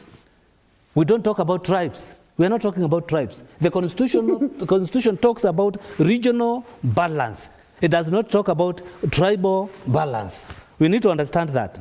So if I come from Eastern, Eastern there are Merus, there are Dharakas, there are Kambas, there are so many other people. So you pick somebody from there, that region is represented. You talk of Nyanza. Nyanza, we have Kisii. We have other people who are living there. Pick somebody there. That region is, you have adhered to the constitutional requirement. The Constitution does not talk about tribes, and there's no space in our country where tribe is mentioned. The only mistake he makes is the one who brings in tribes, tribal appointments. And look at the appointments he made recently, or the one he crafted. There's something circulating on the social media, I'm not the author, which talks about all the CEOs of all the parastatals we have in the country. Who dominates? That is the question people are asking. And that is what you need to do. Not necessarily to appoint all your kinsmen and all your friends to the government. There are other people who can do that and do it better for you, and you will be in a safe hand with the Gen Zs. Ruto needs to recognize that the time has come whereby the people who are making this clearing call are not going to retreat. These people are not retreating. Wow. They will go to the fullest to achieve what they want to achieve. And what they want is that song you hear. I don't know who must do what. You need to understand that. But my caution to them is, let us do it. Let us ring fence whatever action we are making within the parameters of the Constitution, and Gen Z will emerge the victorious. I am a happy person today in this panel. That today, I think, we've agreed that the problems we've had all before could easily be solved by a president who is listening and a president who is following the Constitution. We are agreeing that the problems that we might have, and I like Joe Mutambo and Alex Mothi's assessments today, giving assessment of the historical political blunders we've made as a country. Onboarding ethnicity when we require to have a national and inclusive appointment. And you've seen even on page 4 of today, you just look at what is. It seems what you're saying is the political system still not understand. Someone is suggesting here, Meru's and Tharaka residents plead for Kindiki's pardon. Look at that. There's another one. You know, the chairperson, I think the spokesperson, deputy spokesperson of the government, has asked that Mvuria and Aisha Jumwa be given back their positions. No, you see, those are kind of things that annoy the public, honestly. And you've looked at, and I agree, sometimes I don't know whether President seems to be listening, he goes like listening, then take a U-turn and make another drastic, annoying situations. The dissolution of cabinet, to its extent, like I've said, it was not because one political party was dissatisfied by that appointment. It was Kenyans who said, please, you need to look at your cabinet, because there have been hue and cry about the performance of some members of the cabinet. The cabinet has been rated with opinion polls and looking at way below the performance. And of course, I agree. There are other members of cabinet who's really performed on their functions, but unfortunately the axe, everyone was axed. Do you think any of them should be given back their jobs? Because of the situation? That is a conversation that is quite tricky. Of course, they are performing. There are some of them who performed. Quite a number that we can mention that indeed, the public has agreed. Should they be reconsidered? They are done through a process that is well monitored and accounted for. This is another problem that we faced. John Mbadi, in the vetting of members of parliament, he used a term, that is all the way there, that we are giving a president his what? His skunk. Yes. So look at that. So it means that this particular appointment was fronted to the parliament select committees and parliament arrangement, and they were told, you pass it whether you like it or not. They have to be vetted and given a clean bill of health. What the public is now asking, that forget about the inclusive government, because of course the process, you can see the direction it's taking. You probably have in mind who is coming back or who is not. You probably have in mind who is being invited to fill, this political agreement and settlement. But Kenyans are now saying, should we have a conversation about reconstitution of the cabinet, then the entire spectrums of people must be engaged in vetting the people who are coming. You've had calls for integrity, you've had calls for accountability, and you've had calls for professionalism and performance. These are things that the public now has to ensure that whoever is coming on the cabinet onboards these particular principles. Let's have Bonamwadi's take before we take a break. We'll come back and discuss the conduct of parliament as a final thing for about 10 minutes. When you look at this country, since we gained our independence in 1963, hundreds of people have been appointed as members of the cabinet in various governments that have taken place. But top of your head, you can always pick a few that spit out. When those of us who are slightly old like him, with him, Tipis comes to mind. Timama comes to mind for the wrong things. Because these were tribal, bigot. But there are people who come to mind because of their performance. Top of mind, the agencies have had, they mentioned Matiang'i. He could be accused of many things, like, for example, corruption, with Ruaraka scandal and all that. But the thing that remains in everybody's minds is the fact that as a Minister of Education, he changed the ministry. Another name come to mind is Michuki. They don't come to mind because there was a Kisi and a Kikuyu. No. Is that in that government, they did something that helped this country move forward. Bottom line is that if I was to advise the president, I'll ask him to call a meeting of himself, because it seems that his advisors are not doing, they're not doing well. They're misadvising him.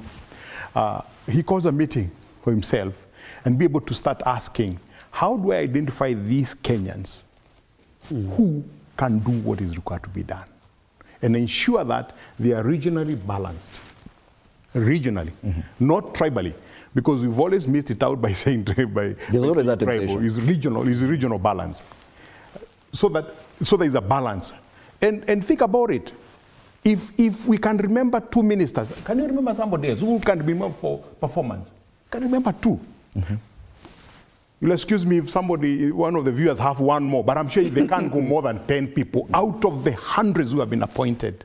It means if he has only 14, and the cabinet, the constitution says no fewer than 14 and no more than 22. That means if he appoints 14 performers who walks into the office with their shirt sleeves turned, the conversation in the country will shift. Okay, let's have a break, and when we come back, we take a look at Parliament just for a bit as we move forward. The fate of the National Assembly, now that its conduct has come into question.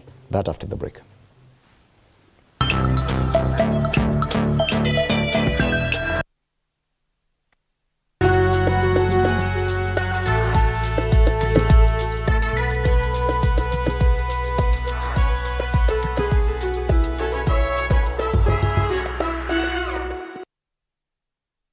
Kila kiongozi ana hadithi yake ya kipekee. Wazazi wangu walikuwa bit strict kwa sababu mamangu mwenyewe, mimi kutoka kuzaliwa sijailala nje. The white small one, huyo ana sniff gunpowder na risasi na bomb.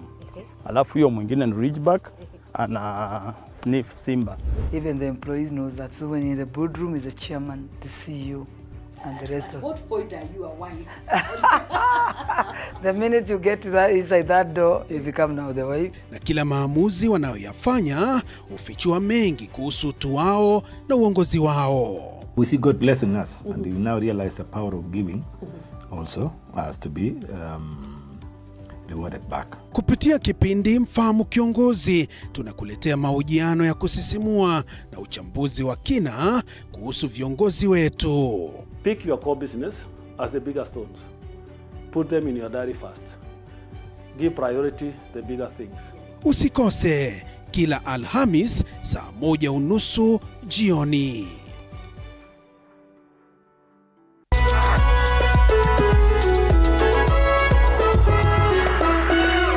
In a world where challenges are as common as opportunities, there are those who dare to defy the odds. They are the Euro 2024 Live. That's GOtv for you. Love it.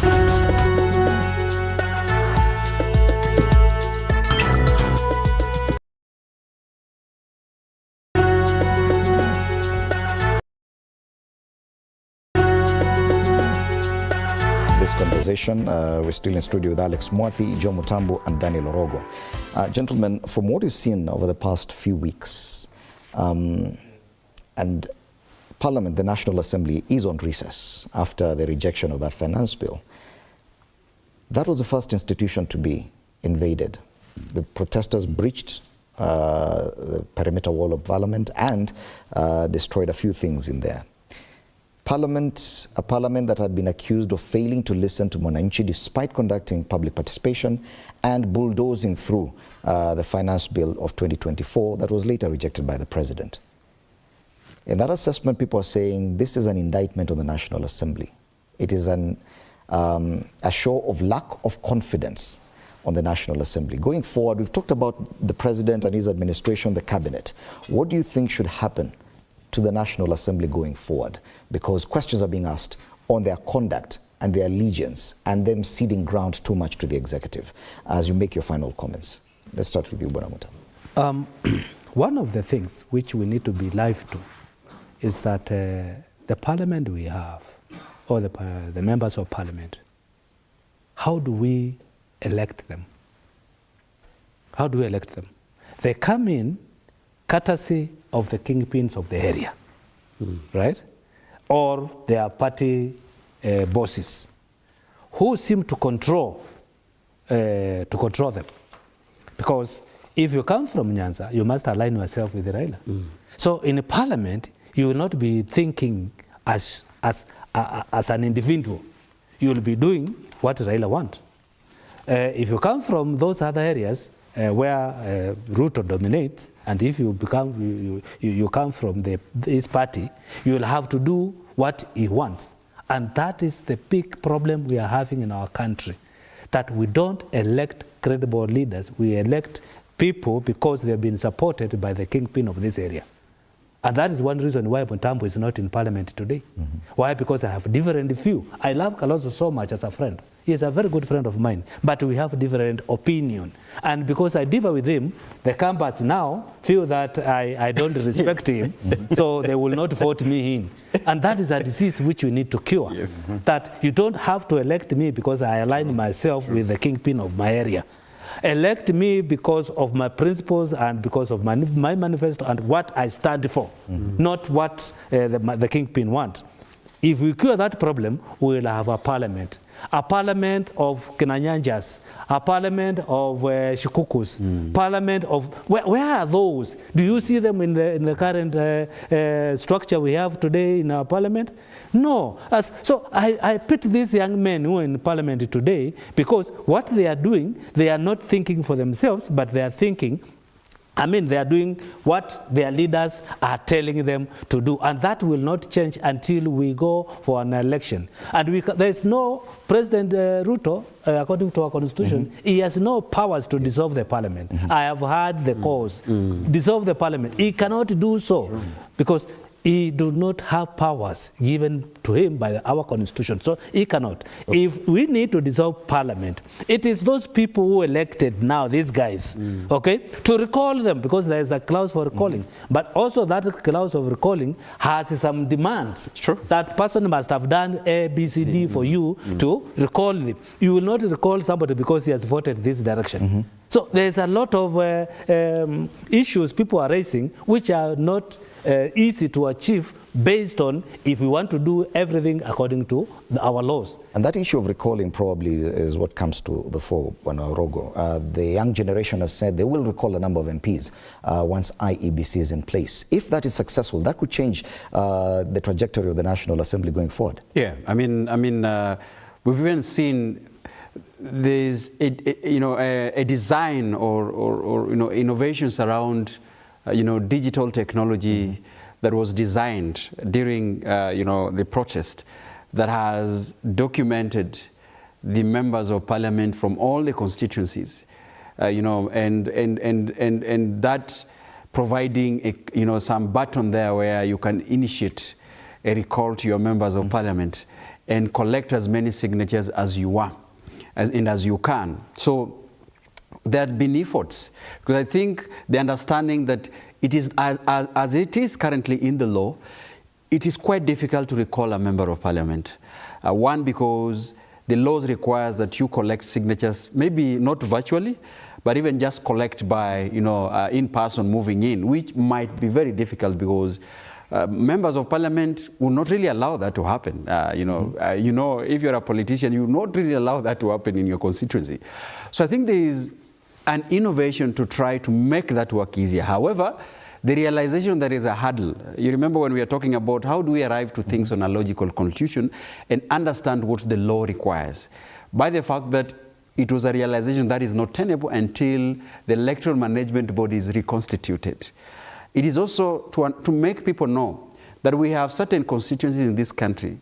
By the fact that we've not reconstituted IEBC, we're denying the right of representation. There's a constituency and I think some wards that have not really elected their representative because we have not had an IEBC reconstituted. So number two, and then you've asked me about the assessment of parliaments as it is. We've talked about that 1,000 times, but allow me also to say, because of my colleagues of here, that we find ourselves in a problem that Mwananchi themselves has contributed to. When you make parliament or ascending to parliament becoming expensive by putting unnecessary demands on those who are candidates on aspirants, do you expect them to perform? when they get to these seats? Or do you expect them to accumulate back to recover the monies that they have been using? So I'm saying that the electoral and political system during election is so monetized, and it's so mad because even the electoral finance, the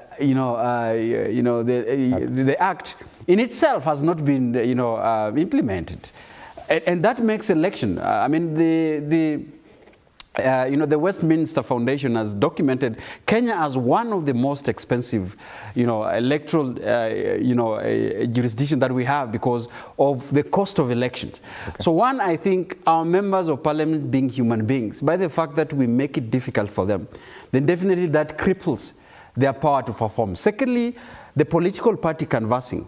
Kenyans have not understood that for you to have a member of parliament that you can hold to account, there are provisions for independent, a member of parliament to be elected as independent, because that then means you can hold them to account.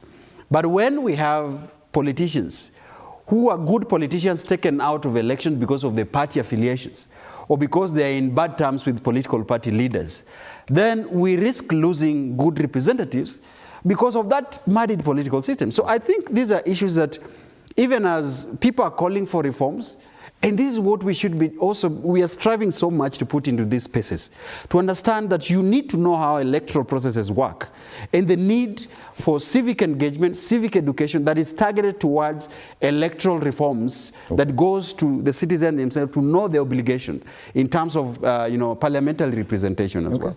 Finally, Bwana Mwathi, and you'll have the final word on this.